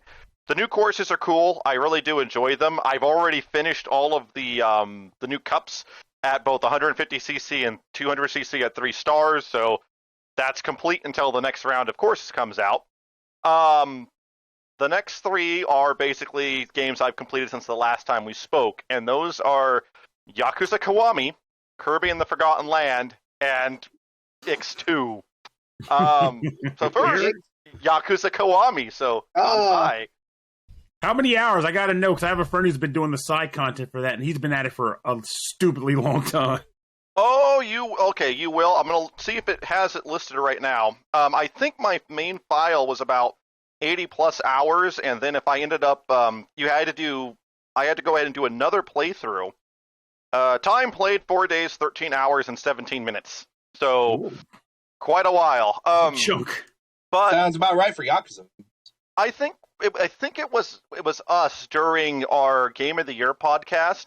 We had talked about games respecting your time, and whether or not that kind of. For the most part, there's another side to that which I really thought of, especially when dealing with these 3 games, in that a good games that really respect your time also don't do dickish things. And Yakuza, for the most part, was not bad. Last year, getting the 1,000 points in Yakuza 0 was a chore that took me like 6 months. I got this done in a month, and this was mainly because I needed to take a break from X2, and so I think I had mentioned maybe on the last podcast I was starting Kiwami. The story was not as good as 0, but was still interesting, I thought. I do not like the Kiwami moves, which what those are is when you get a boss down to a certain health threshold, they will glow with an aura. And you need to have enough heat, which is to perform your gates perform a special move, to perform a move in the correct style on them to negate their healing and damage them. The problem here is that the bosses generate health way too fast, and if you don't have the correct skill learned, you're screwed. They're just going to regen health. And it has to be a very specific move out of your roster of abilities. And are there certain abilities that only take like 2 heat bars? Like they're very specific on how many bars you have to have? There's 2 separate types of heat bars. You have regular heat, which is the first half of your bar, and climax heat. So climax heat are the larger red bars. And the problem there is as you expand your heat bars, so let's say I unlock everything, so I have 1 bar of regular heat and 5 bars of climax heat. Well, I can get the climax easy, but as I start to add regular bars, I'm going to be further away from climax heat now, because you have to fill all the regular bars to get to the climax heat ones. Now, thankfully, the Kiwami moves only require any amount of heat. But even say, for example, if I go into the menu, I pop a stamina in to go ahead and generate some heat, and then go ahead and go back to switch my style to do the correct move, they've regenerated half a health bar. This gets even worse when you get to the final boss fight, and then suddenly realize you have not needed to learn the Dragon of Dojima style Kiwami move, because you get that through doing the Majima Everywhere thing, which is... Let's not go into that, because I hate that. I'll just put it there right now. I hate it. But, yeah, oh no, that hate it. Annoyed the hell out of me at the end of the game. It's not the worst part, we'll get there. But you have to have that thing for the final boss. I basically had to deal with not just however many health bars he had, but 3 heals as well. And so I think he has like 10 health bars or something by that point. It was ridiculous, but I beat it on normal mode. tried to do most of the game on normal mode, except for the last part where I had done all the combat challenges and just needed to grind in the Coliseum so I could get points to unlock the last couple of items so I could complete the completion list. I set it to easy just because I'm like, I'm not doing this grind on normal. This is dumb. But at the end of the game and for some of the extra stuff, one of the requirements is you have to get 900 points on every one of the karaoke songs, and one of them is Otometal. That song is a pain in the ass to get 900 on, but it gets worse. And this is where I say the developers got dickish. One of Haruka's requests, which is this little girl who you kind of meet throughout you basically spend most of the story rescuing and helping her, and then she shows requests in the post game you can do. She tugs on your shoulder. She goes, Ochi-chan, Ochi-chan. You have to get 950 points on Otometal, and there's only 1,000 you can get for each song, which means you have to be friggin' perfect. I got it through dumb luck. I literally, after a day of trying, the next morning sat down with my cup of coffee and on the first run through got a 960 and said, screw it, I'm done. So, but no, it's like the developers at that point made a task that was harder than the completion list as one of the last blockades. Which, no, that to me, that's not cool. Well, then we get to the really dumb thing, and this is flat out a game design thing. So if you've played that game, you've gotten to Chapter 9, which is where you have to go to Yokohama to go rescue Haruka at one point. After you fight through this, you have a car chase scene. And if you die, and this car chase is a pain in the ass, because you don't get any of your abilities that you would unlock normally. It's its own separate health bar, the car has a health bar, and you do have a thing you can use to slow down time, but it is a pain in the ass. Here's where it gets worse. The last thing I had to do was beat the game on Legend Mode. Legend Mode, if you die, requires you to reload a save. You do not continue. Chapter 9 has no saves in it. The entire chapter? Nope. So you basically start Chapter 9, and shout outs to Froob and the Yakuza speedrunning community, because I watched some of their speedruns to see how they got through at least the regular parts of the game. Shotguns all day, and spicy knives. But literally, if every time I lost on the car segment, I had to go through the entire brawl of Chapter 9 and deal with the final boss, the boss of that chapter. And keep in mind, because I'm playing on Legend Mode, heat moves do less damage. So literally the entire thing was Tiger Drop, basically, and which is one of the counter moves you can get, to lower his health, and then punch him to go ahead and basically kill him. And it takes a little bit of practice, but I got it down to I could get it done it took me about 3 to 5 minutes to get through the set piece. And I gotta ask though. Mm-hmm. So earlier you made a comment. I'm not sure if this was the actual name of the speedrunner or a cool item in the game. Spicy knives? Yes. Yeah, I forget what exactly the full name of it, but it's the spicy knife. It's one of the strongest knife weapons in the game. It's better be called spicy knife. That's a spicy knife. I think it is. But it's it's covered in chili powder, and it's almost semi-fire. But you stab someone with this thing, and the description is it feels like the enemy feels like it's lighting their insides on fire. And it does a ton of Just a damage. reminder for people who are watching this, when we're talking about knives and shotguns, Kiryu has never killed anyone.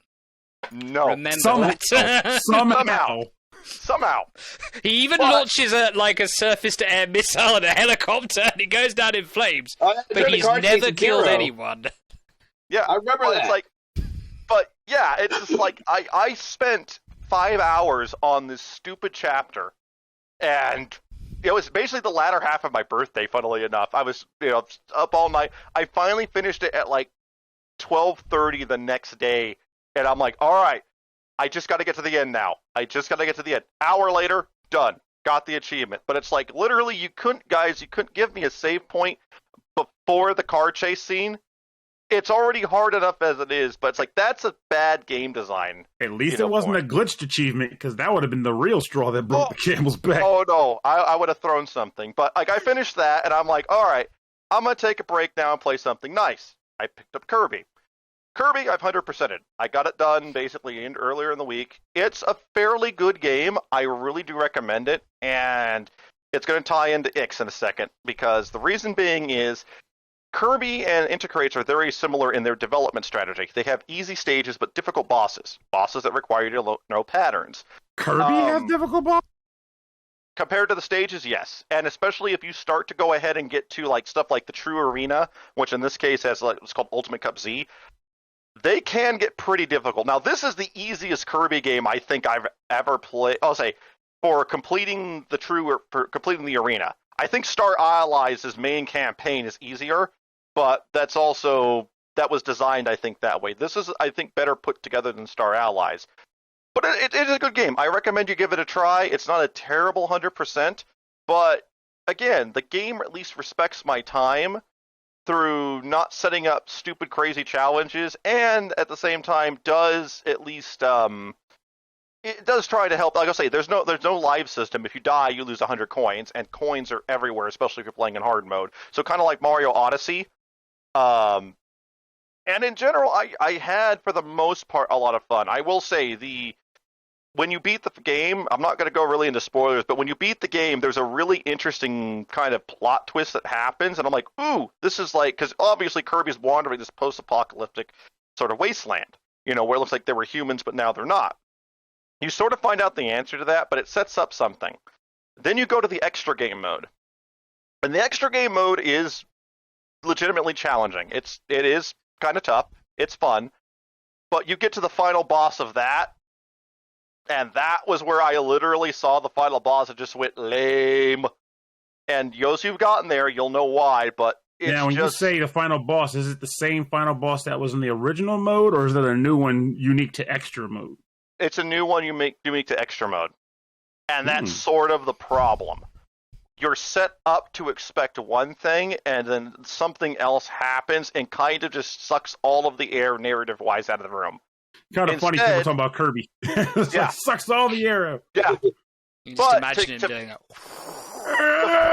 To go ahead and fight what really is the true final boss, you have to go to the arena and beat what's called Ultimate Cup Z. Not terrible, especially if you use the super awesome power sword you get at the end of extra mode, which I did because I'm just like, I want to finish this game and I know how hard the arena actually can be. So I got to the final boss and I got hit, I lost my power. And in Kirby how you could usually inhale your power and swallow it? Well, in this game, there is something called auto swallow. I turned it off because I wanted to play more like classic Kirby. We have to manually do it. If you accidentally mash the button one extra time, Kirby goes into the firing position, and you can't swallow. Ooh. So even though I'm holding the button, I can't swallow my power again. I had to do the true final boss, 3/4 of its HP, with no ability, just sucking up stars. I literally finished it. It was basically one hit. Either I hit him or he hit me. That sounds like my kind of final battle. I was like, all right, I'm good. We're good. I'm done. Thank you, game. For the most part, fantastic game. I would say give it a shot.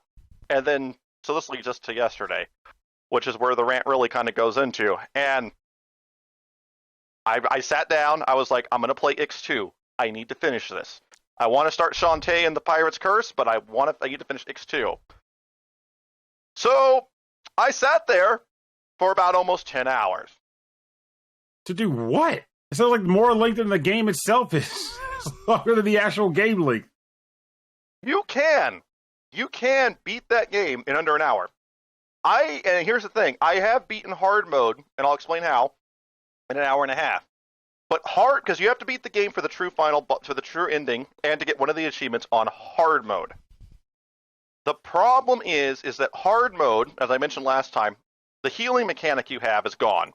You are locked at level 1, so you have 200 HP. You cannot increase it.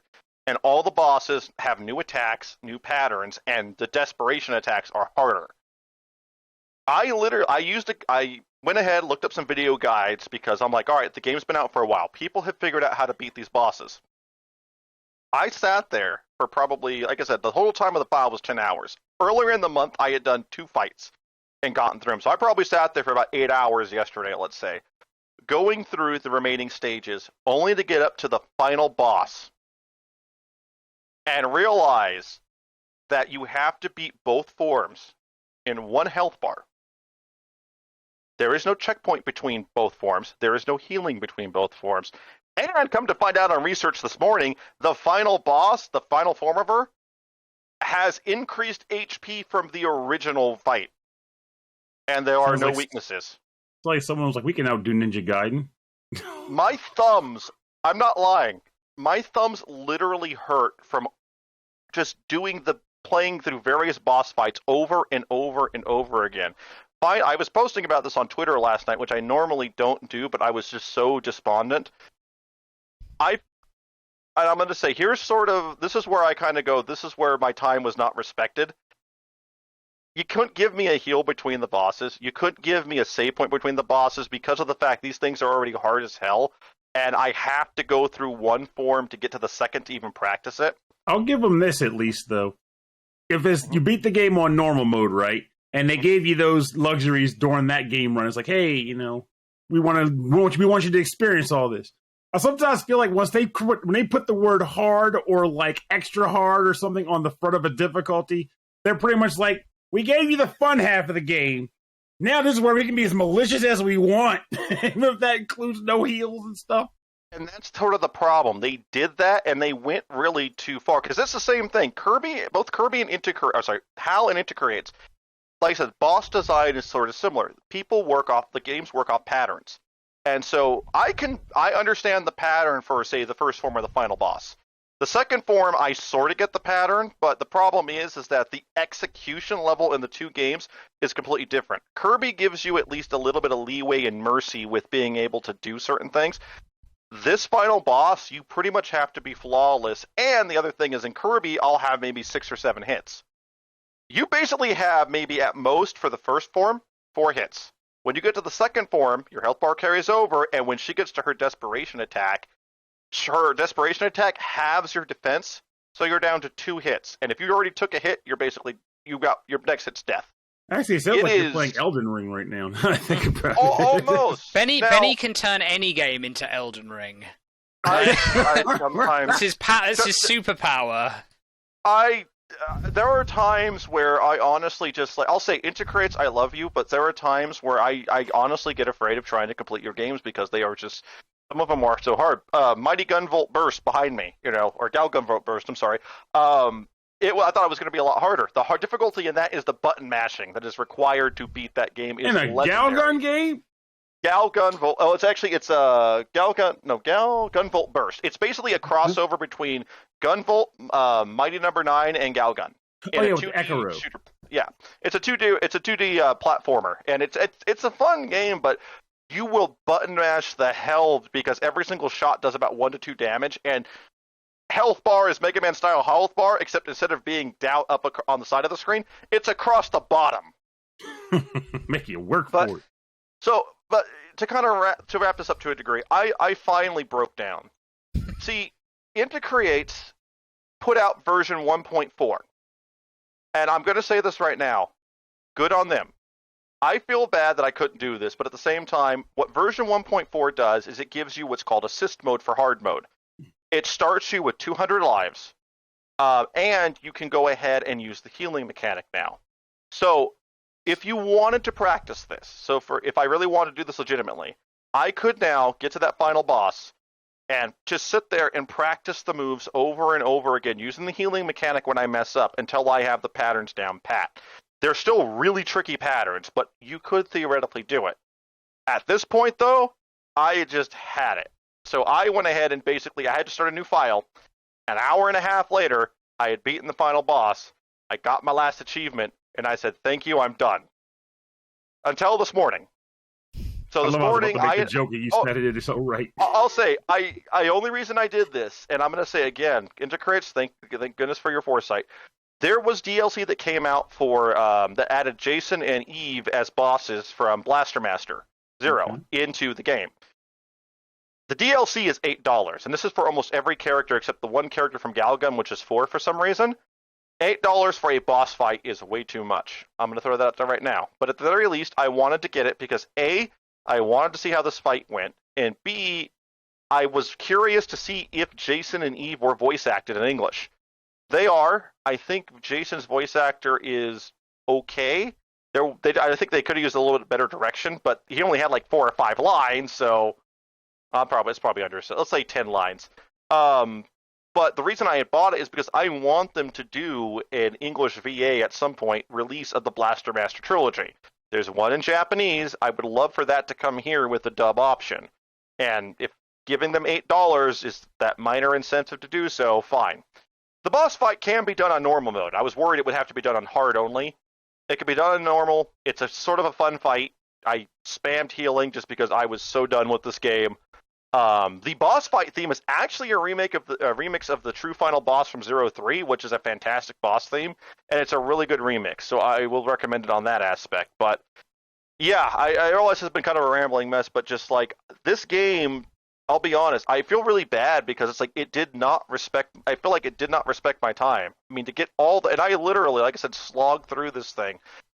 I can't tell you how many lives I burned at every single boss. And then if you game over completely and you lose all your lives, it's go back through the stage again. And the stages are fairly easy to get through.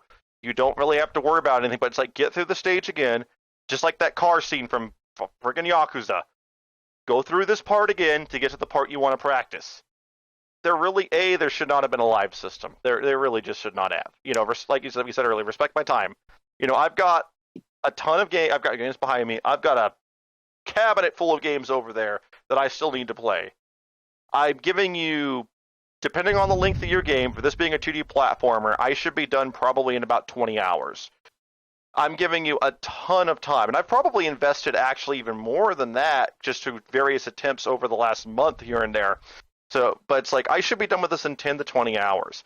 It shouldn't feel like I'm bashing my head up against a wall. If I want to do that to get the best rank on everything, fine. That's mastering the game. But even as a completionist, I'll say, even when it comes to achievements, I hate dickish achievements. Don't throw something in there just to artificially extend the length of the game. Give me something. Let me get in, play the game, work for it. Definitely work for it. I'm fine with basically, you want me to beat it on the hardest difficulty as long as it's balanced right and it's sort of fair. Like, outside of that car thing in Kiwami, Legend Mode was actually not that bad. I was okay with it. Okay, well, it just... I've got a message for Intercreates as well. I mean, I really have to say, Intercreates, just stop letting Benny play these games. Last time it was vodka.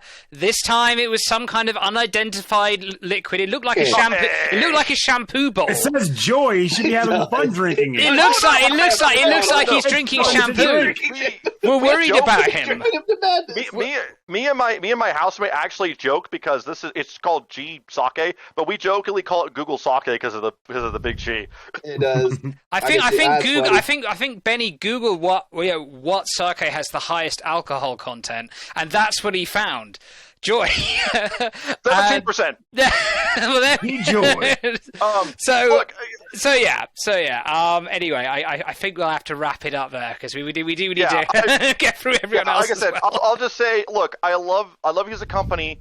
This was maybe an oddity, but I'll say this. This is my final thing. If this is where the Gunvolt series is going, this is where I get off the train. If you want to make this for really people who are really good at games and want to get really proficient, more power to you. But this is sort of where I say goodbye. Thank you for all the memories. I had fun. And with that, I will throw it back to John. Direct us to wherever you wish us to go. Alrighty. Okay. So next up, Corey, what have you been doing? What have you been playing? Still in my spare time. It was the worst thing to happen to me. I picked up Ratchet & Clank, Rift Apart. I slammed through that. Loved it. I got done with that. I immediately went to Returnal. I had my ass kicked by it about 5 times before I'm like, yeah, now I'm remembering the headache that bullet hell games give me. Yeah. I love bullet hell?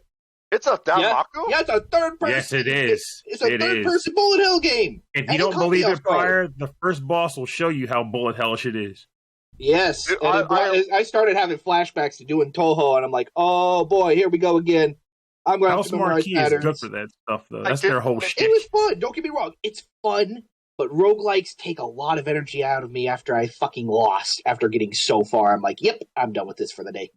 And I will come back to you eventually. Don't get me wrong. I'm not mad. I'm just disappointed in myself. No, it's a roguelike. That's like and roguelikes. I'm not roguelikes. mad at you. I'm disappointed in me. Roguelikes are like, well, that's fine, Corey. You can come back to me right at the start without any of your gear. So, So this is a roguelike game all over again. Well, a grappling hook. You can get that grappling hook. it's a permadeath game. So, okay, wait, hold on. So this is a roguelike with Damaku elements? Yeah, Pretty it's much. like look up Pretty how much. Smart Key sometimes like most of their games in some way or shape or form invokes like a form of bullet hell at some point. They're all great games. It's just you're going They're to work to available on really win. Switch? unforgiving. Are they Yes. available on Switch? Nope. No, they're a Exclusive. Sony studio. Damn it! Yep. That's Struggles are gonna real, make me huh? want to get the trophies. That okay. You gotta No, just look no, away from the you're trophies, struggling, man. buddy. And just play the game. I legit love Damaku. You ever play Gigawing? Yeah, Spark a Bomber. That's it. That's all I'm gonna say. It's like literally, Gigawing was my first Damaku. I've loved the I've loved the subgenre ever since. Fucking Dondonpachi. You get off to Caves shit, Death Smiles. I own love Death Smiles on the 360 with that I've faceplate. got it sitting Still right got down it. there. It's on the bottom shelf. I got the limited edition. It came with the faceplate for the Xbox 360, and Same it is here. still on my 360 to this day. But It is a anywho, going Fuck it is. game. It is. Black It's Label, gonna especially brutalize once you. you unlock once you use Black Label mode and the enemies explode in the bullets, forget it. Fucking Toho lunatic mode. I got through Embodiment of Scarlet Devil. I'm like, nope, I am never fucking doing this again. I got done with one. I'm fucking done. I didn't even touch Fondrick. Once I was done, I'm like, fuck this. My sanity has hit its point. Out the door. the two I of you do. don't sound like you've been having very much fun. It's I got- so much fun. I hate it. Gotta say. Because that's the thing anywho, with these going back games. Like, to, casually, you'll love them, but trying to master them is a right pain in the ass. But I would be the one to argue that, and I won't cut too much. 'Cause I know this is Corey's part, but a part of me feels like the mastery should be that. Like, it's one thing to be like, "Hey, I'm not going to having fun with the game," but when you do mastery, that is supposed to be a sort of grueling climb to reach the peak. You know, that's what makes Same it feel thing with great rhythm to have games. mastered it. They want you Yeah. to get. They want you to progress and get better, and they want to give you the option to keep getting better. As long Mhm. as the game is designed well and the mistakes feel more like my fault, I'm 90% of the time fine with that. It's when we have game design issues that take away from that or artificially make it difficult that Yeah. pisses me Oh, off. stop him! And- He's got to go back to East. Stop him! No. No, No. that's Ix. No, Yeez I have not played. Ix I have played, but yeah, I'm not gonna go back. East, no Ix. Come No, on, we're gonna steady. stop now. It's No, Corey. stop It's it. Corey's Take turn. the alcohol again. No, but like I said, that aspect. But it's like okay, but like you've been playing the game. I mean, it's tough. You've been enjoying it though, and for the challenge of that aspect. Returnal's like the levels are long though too, but I like They that are. they finally added that you can like quick They're save because the first it sprawling. didn't have That's it. what they are. They're very sprawling. Yes. You're going to be spending a lot of time sifting around through this shit. But anywho, got done with that. I started Horizon Forbidden West. I love that my TV automatically just went, hey, 4K HDR. I'm like, Nice. oh, 65 inches of 4K goodness. Blind me with color. But God, no, I started playing that. And I'm like, I need to stop because I got games I need to review. I need to get done with that. I'm just like, if I blow my load on my PS5 in the first week, You won't be able to resell it. Yep. Yeah, don't blow your load on your PS5. No. Blow it somewhere else. As an honorable mention, Astro's Playroom is fucking great. I love Oh that yeah, little I game. love That is Astro's so Playroom. cool. All the references, and there was a bunch of shit in the little museum that I forgot existed. That's like one of my favorite. It's kind of like it welcomes you in, like just like an old friend. Like you see, you've got this museum. I don't know if you two have a PS5, but so in this kind of Astro's Playroom, it's this kind of like game that comes with the PS5. And like you do these little platformy levels, and the coins you collect, you can buy more stuff from the museum. And in the museum, there's like a giant like PlayStation 1, a giant PlayStation 2, like 3, 4. It's These little Astrobot, these little mini guys that are playing with this. yeah. And they're adorable. And there's all What you're sorts saying of is like stop playing new references games to and like. go back to play Astro's Playroom. There's like I a never cute started little. There's a cute little Solid Snake kind of Astro going, no, and it's like it's just every game you could think of. There's like a little. It's shit that you wouldn't see for a long time. Like I saw one for Siren, and I'm like, holy shit! No, that's a throwback reference. Yeah, it's really cool. I love it. There's been a new Siren since It's a PS3. giant love letter to Sony's history. To And themselves, that makes it basically. great. So Yeah. And I'm not even mad. You know what? Yeah, me neither. You can self-promote all you want. It was a because free this is $3.99 game. I mean, do what they want. It's a free game, and it was fun. And it shows off all the cool stuff that the haptic feedback does and the adaptive triggers. yeah, And that, I I wish feel I could like find a console. it kind of does the haptic feedback better than any may be other on their game, way. though. it does. Well, It makes they're you showing it realize off like to its no best other game extent. is making the same use of it as this one game is. I'd say, I mean, Xboxes are starting to make a weird appearance out in the marketplace now. So, I mean, it's only a matter of time. PlayStation are probably coming along the way, too. I mean, I hope so, just because it's one of those. Look, I'm not the biggest Sony fan, especially with stuff in recent years, but I do have a couple of games that, like Neptunia Reverse, which I have to sort of play it at some point. And so I wonder That'll what. be on my list.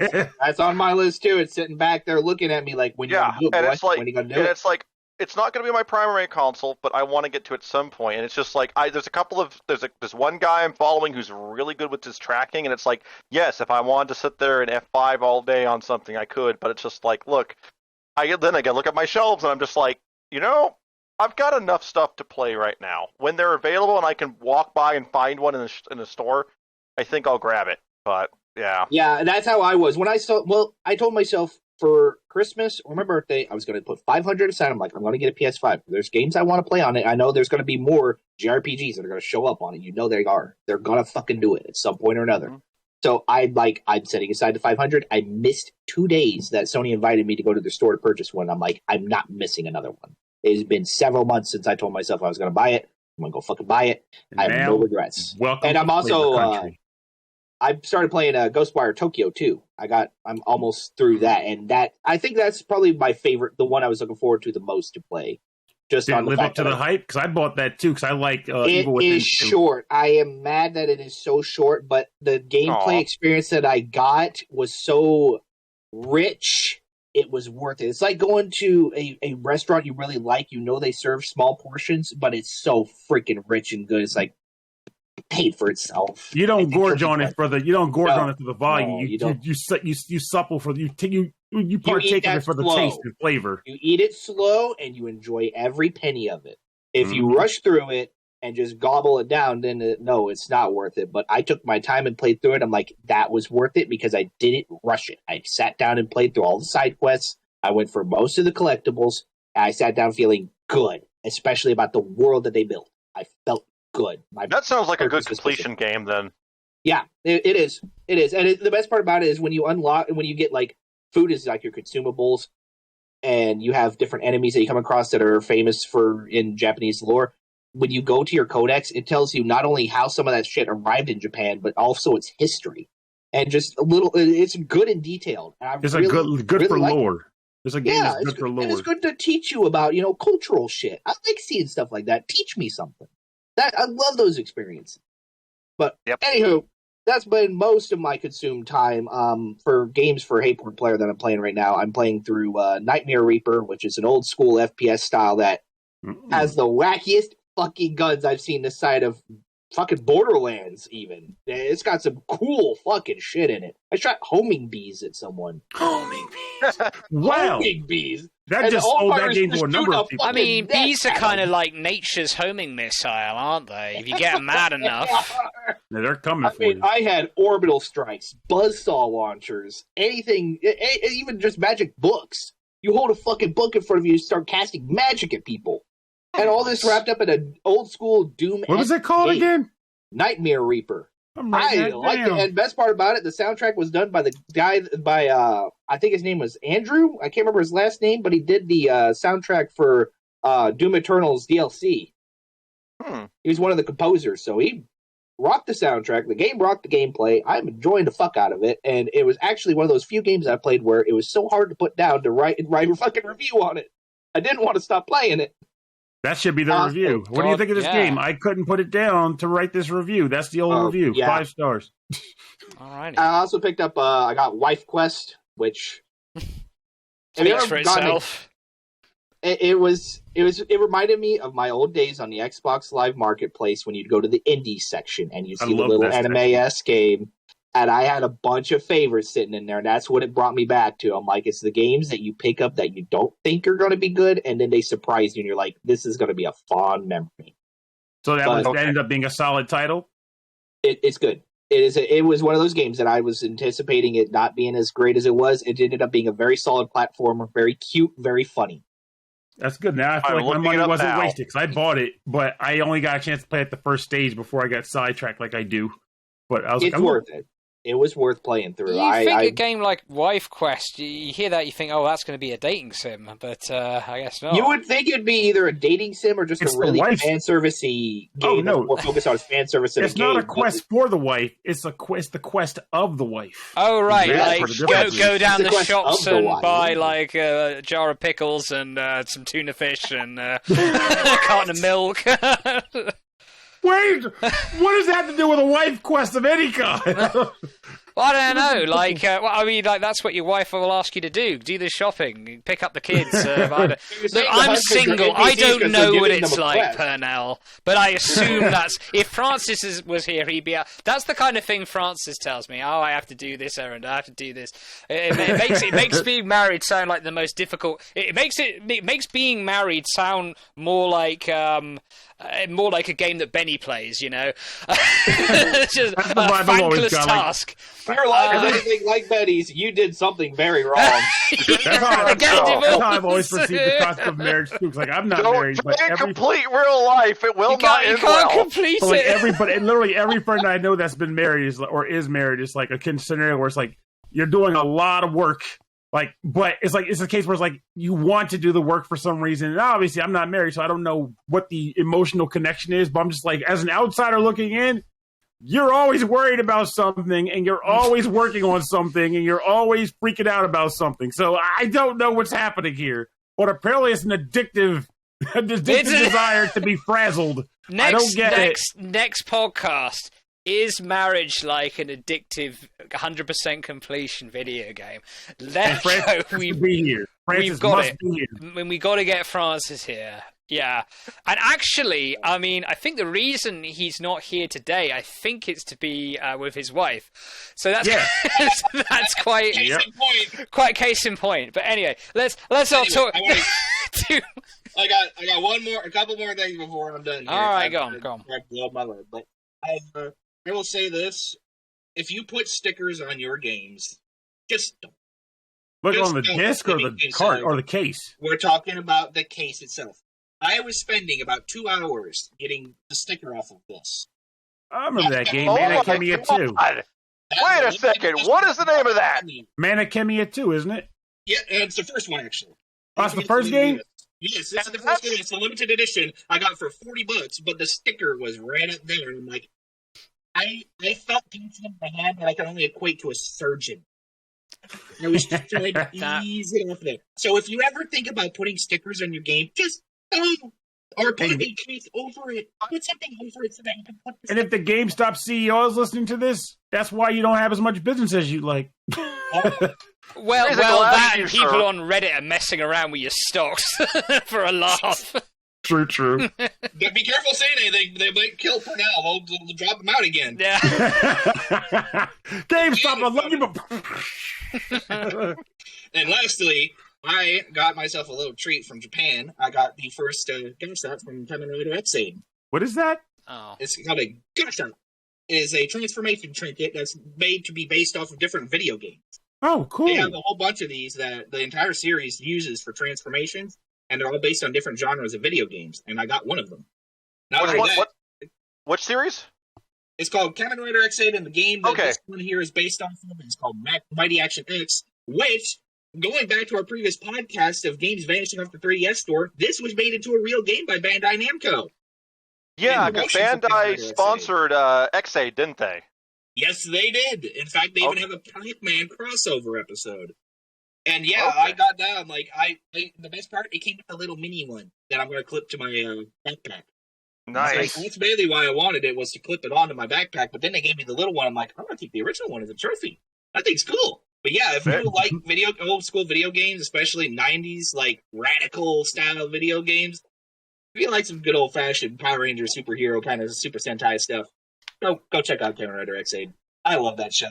It was a guilty pleasure when I first started. This is how I got addicted to Kamen Rider. Nice. Alrighty. Well. And I'm done. All right. I mean, you know, Benny, Corey, got it off your chest. Pernell, give it to me. I promise mine is way simpler. I don't have a ton to talk about here. Well, yeah, it's a hard act to follow. I'm sorry. Yeah. It's okay. I got the bar too high. I'm sorry. So, like, honestly, first and foremost, like, the game I've been putting the majority of my time in, which is why there's not much else to talk about for me, is Elden Ring. I started playing that shortly before our previous episode, and I just keep coming back to it, getting my ass handed to me, and enjoying it every step of the way. Like, it's a game where, unlike the other games in the franchise, I feel like it hits a special place for me, because I like that even though it is still challenging, very challenging, it doesn't feel like such a wall, because the open world gives you so much to see and do that if you find a wall over here, you can just go over there. And if there's a wall over here, you can just go over there. And there's like it feels like there's an infinite stream of directions you can take to just experience the game itself. And eventually you'll just be strong enough to come up with a plan to do something when you want to finally go back and take on whatever enemy. And plus there's the summons and all that stuff. So it's a testament to good gaming, despite the fact that they need to get some work done on some of the spell balancing and stuff. Like, I don't even care enough to say this is a bad game, because I'm not that guy. I'm just going to say I would be happier if the spells were better balanced. But despite that, I've been having a fantastic time with it. There's a game I played and reviewed recently called Battle Bands, which I think is surprisingly fun. It's a team deck builder on Steam, where it's like a band of players that are in a band battling against another band that's a rival. And every stage is like its own unique track that plays for that band that you're battling against. And it's been a crap ton of fun for me. I've been trying to play Mega Man games with the intent being to only use special weapons, which is a weird challenge in of itself, because some Mega Man games, it's almost a no-brainer. Like Mega Man 3, the weapon that replaces the arm cannon is the needle cannon, so I really don't even feel like this is a challenge, because once you get the needle cannon, well, I don't need the arm cannon for anything. Mega Man 2 is the metal blade. But I feel like with Mega Man 4, for example, it's a little harder to be like, this is the weapon I'm going to use in place of that. Whether because it doesn't have as much of a utility, or because it runs out of weapon power too fast, and which means you got to dance around more. But it's still just a fun challenge to undertake of like, it makes me get used to more of the Robot Master weapons, because I was always used to conserving the energy. But when you're forced to use them, you'll quickly come to find this is good in this situation, this is good in that situation. Yeah. And it's a lot of fun to do that. I guess lastly, aside from those, like I've been just kind of going around bouncing back to other games like I've actually purchased but haven't really gotten to play too much of. Like I still play Dungeon Encounters, which was on the list from last year's like the top games. Like I still love that game, despite it being a hot garbage difficulty. I still play Vivid Night, and PS5 I'm trying to do a little bit more with that console. Like I like it. It's got great games on it, but I'm always having difficulty sitting down and playing a new game, mainly because, again, Elden Ring just kind of says no other game matters right now. What's the point? But like I do want to start Ratchet and Clank, because I have that as well over here. And I do need to start playing Resident Evil Village. It's just kind of staring me in the face, especially after John's like beloved praise of it. It's like when someone praises a game on a high level and you're staring at it like you already own it, you're like, this guy really likes it. But why won't I give it a chance to see why he likes it? Time, of course, but I'm like... That's the thing. That's the thing. You know, all Benny was talking about respect my time. Resident Evil Village respects your time. It actually does. Like, you know, you can get through it in about 10 hours and just, like, really kind of giving a good explore of the world. But every second of that is really fun. And I want more I wish more games were like that, you know? Yeah. And it goes to say, like, it's a big part of this, too. Like, I think it may be just because I'm an old head now. Like I'm pretty sure I'm the oldest person in this chat right now by far. But like I went from an era where like when achievements first became a thing, if it was a game I really liked, I would chase them all. I'm like, okay, I got to get every achievement they put in this game because I want to say I loved it so much. I got a perfect score.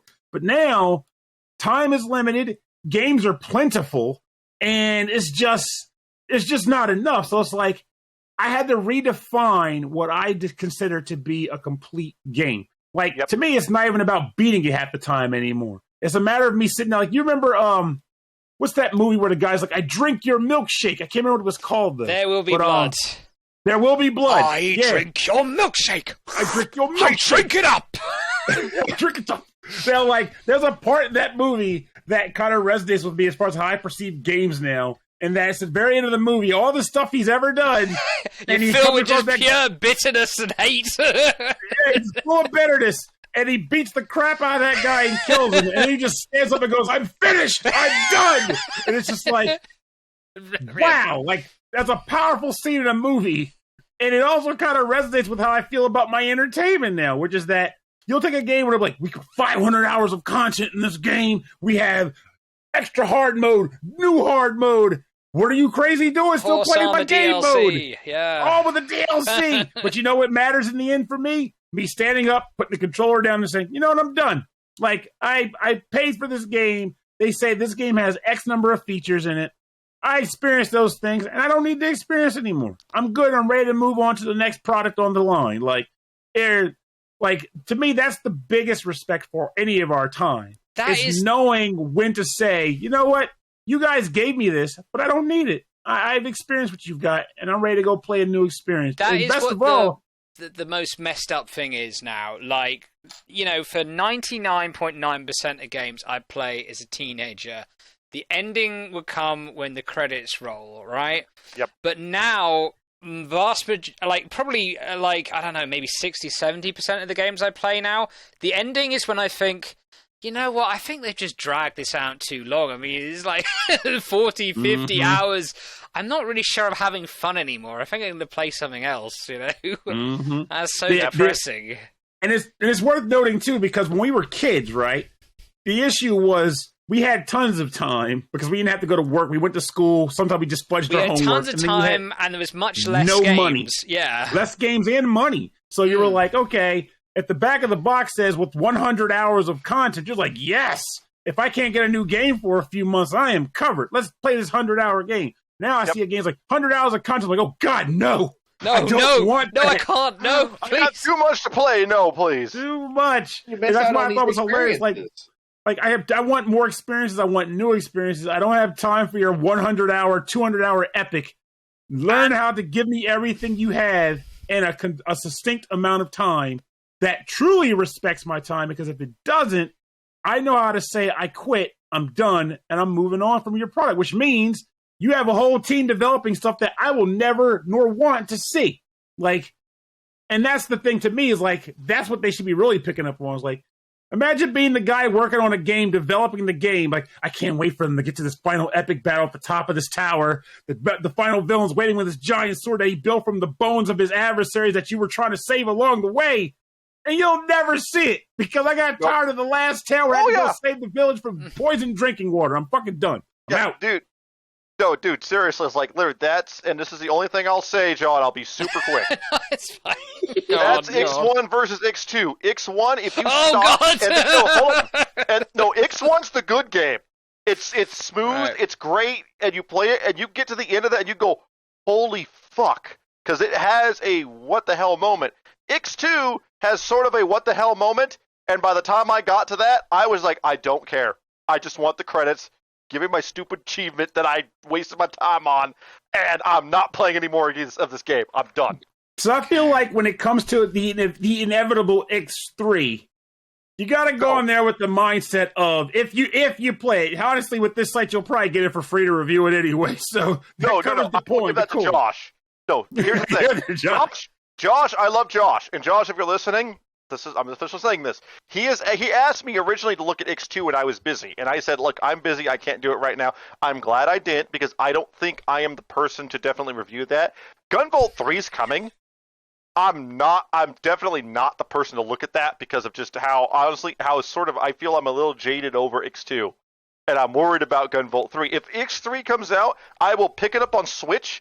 I will play it, maybe the credits. I think when Benny, when he's in the mental asylum and he's straitjacketed, he's going to be biting his own tongue so it bleeds and writing X2 on the wall with his tongue. I beat X! Why did you let me at the beginning of the podcast? I'm like sitting here like this, like, I beat X2, because honestly, last night I felt so hollow beating that damn thing. I just went, this? No. I will do one more lineup that kind of ties into that. With me, also just follow I saying, like, you got to just play till you know when to stop. Just got to say, fuck your achievements, I quit. Now, the reason why I'm like, I can make this statement is because one of my favorite games is La Mulana. I played through 1 and 2, and then later came back with the idea of being like, I want to go for the dun-dun-dun achievements. And some of the harder achievements in those games is beating the entire thing, bosses specifically, without using sub-weapons. And on hard mode, that is really hard to do. Like, really hard to do. So I did that for the very first game. Did the entire game, played to the battle, the final boss, and I didn't get an achievement for it. The achievement glitched on me. I never got it. Now, I was livid because I'm like, I did the thing, the actual thing, and there's no ding that says I did the thing. I was pissed, and I went on Rhythm and Pixels talking to Rob about it. He's like, you're really mad. I was like, you're damn right I'm mad about this. We had an arrangement. You give me the achievement. I perform the deed. You give me the credit for it, and you didn't do it. So then he was like, but you did it. I was like, that is true. I did do it. He was like, so why do you care about the ding? You know you did it. Who do you need to prove it to? I'm like, exactly. I guess you got to put. I really when I said earlier, like maybe older people aren't as susceptible to video game addiction, I've changed my mind now. I think. We need to work on our ugly rant for the next podcast because we're missing out. It just varies by thing. It really just varies by the thing. Like if you love something enough that you want to engage it on as many levels as you can. To me, that's where achievements really get. I think for us, it's not quite so much about the microtransactions and maybe owning everything, every NFT or virtual whatchamacallit skin or whatever. MacGuffin, Farmville, Simpsons, whatever the hell it's called, every building. It's like, for us, it is that mastery. It's those achievements. It's like, just conquering the game. I've done everything I can in this. Yeah. So there is only 2 games I have ever kind of as a backup. I recorded me playing through them for the final boss in case something happened. Jeez. Omega Quintet's final boss. Yeah. Because I took that game back downstairs to try to get back into it. Now you're telling me I made a bad choice. There's a lot of bad choices you commit to playing that one. Don't play it on advanced mode. Just don't do it. The second one was Yakuza 0, because I wanted proof if something happened, I beat the damn thing. And I'll say this, occasionally when I'm feeling down, I will go back and watch that, because I have that Omega Quintet video posted on YouTube. I will go back and watch it, because it is kind of just a pick-me-up for me to go, this stupid thing that took God knows how long, I beat it. If I endured this, I can do anything. And then X2 happened, and I was like, "No, I can't. I'm done. I can't do anything. I need the jacket. Okay, straight jacket. Come on, I need the orderlies. I'm pressing the alarm. Okay, now my turn now. I think. Yes. Go ahead. I'm sorry, sir. Go ahead. Yeah. Okay. Ready. Okay, so I just want to, so a couple of games I've been reviewing. Firstly, there's a game called Weird West. You may have heard about it. I want to play that. I hope you're going to tell me it's good. Yeah, it's a kind of a top-down thing where, you're playing a character in the West, but it's a weird West where there's, werewolves and vampires and wendigos and all kinds of mad shit. The title... The title says it all, yeah. So what's interesting about it is there's 5 different protagonists, right? But their memories are linked together by some mad experiment, which you kind of slowly find out.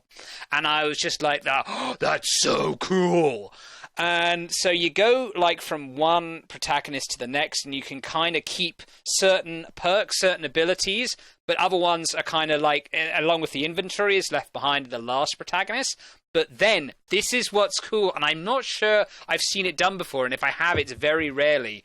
Once you finish like one character's story, you can go back and find that first protagonist and meet him from the outside, you know, rather than the inside. So you can talk to this guy whose life and story you've shaped just from an outside perspective, you know, from a third person. And I think that's such a cool concept. But the problem is that it's kind of brief. It's kind of like, oh yeah, we share some memories, don't we? Okay, I guess we better travel together. Makes sense. And that's kind of not enough. It's not enough. It's like, it's a really fucking cool idea, but they didn't quite go far enough. And I think that's what kind of separates it. It's kind of like, you know, that I think we've been talking about it here. It's that kind of that little bit that separates a perfect game from a good game. And it's just a little short. You missed the bit. Just a little bit, you know. And but yeah, it is a good game. It's a good game. And what's really cool about it is it's got a narrator through the whole thing who kind of sounds like sort of Sam Elliott. It's like, well, I guess your husband got taken by them werewolves. They should be good eating for them if you don't stop them. You know, that kind of, the dude abides. You know, that kind of thing. Yeah, it's really... It's atmosphere. It's really atmospheric. It's really cool. It's got a fun kind of combat system. You can throw explosive barrels onto people. You can sneak up behind them, and it's really fun. And another game I've been playing recently.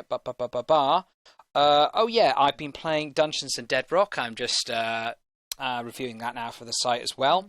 And that's kind of the puzzle game, but that's also got kind of an interesting twist. Like, you know, you go into a room and you think, how am I going to solve this puzzle? But sometimes the puzzle requires you to go back to the room you've just been in. So, say, like, if a gnome's got the key, you know, the Golden Axe games, a little gnome's got the key and you got to catch him, he'll, like, run up to the top floor. So what you'll have to do is you'll have to go back and set a trap for him on the floor before you chase him off on the floor below. And yeah, it's really cool, and I think people should give that. It's fun to play, mobile or on Steam. And other than that, I've been... this shows what an old man I am. I've just been rewatching all of the series Ranma 1/2. Does that ring any bells for people? Oh, one of the best anime of all time. Yeah, one of the best anime of all time. I was actually reading about Venus Terzo last week. Yeah, and it's kind of amazing. Like, I'm starting to watch it, and I'm thinking, oh god, this is going to be really dated, isn't it? But it kind of still holds up. It still makes me laugh, you know. There's at least one... because you're cooking wood! Yeah. Exactly. And it's just... And how intricate is it? Like, because the main character's got, like, a boy form and a girl form. Like, you know, he splashes cold water, he's a girl. Hot water, he's a boy. Like, one of his rivals is Tatiwaki Kudo, this pretentious arsehole. The Blue Thunder of Frinka. And, yes, exactly. And so he hates Ranma, and, you know, he wants Kane. But then when Ranma turns into his female form, he's like, oh, pigtail girl, I love you. So it's one of the few animes where, like, I mean, the love rival also falls in love with the main character in a different form. So, like, so good. Instead of love triangles, you've got, like, love tetrahedrons and trapezoids.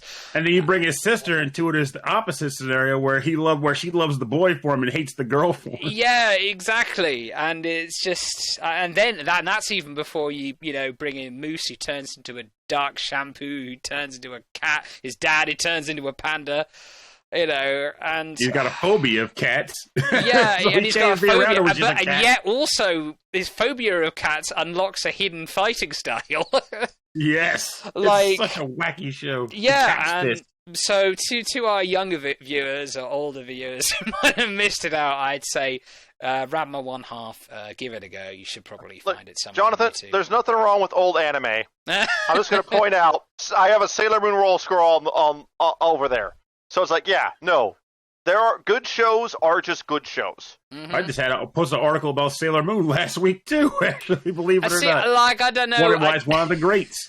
I don't know what's more depressing: the idea that like the old anime might get dated, or the idea that you love the old anime so much it's harder to get into the new stuff. No matter how much of the 90s just had this unique art style. Yeah, I love 90s I watched a anime video art style. about that, actually. Like, there's something just a little different about the hand-drawn animation from the computer-drawn animation. Yep. You know, there's just something slightly more chaotic about it, slightly more kind of painterly about it. Less had this pastel color scheme to it, and the exaggerated eyes. It just makes you think, man, it's a different time, but I liked it. Like the old dot hack stuff, the scrap. I remember not long ago I watched Scrap Princess, and that was just 90s. That felt 90s as fuck, and I loved it. They had to put a lot of detail in the eyes because that kind of like, just like I took out my glasses, they kind of get to the point.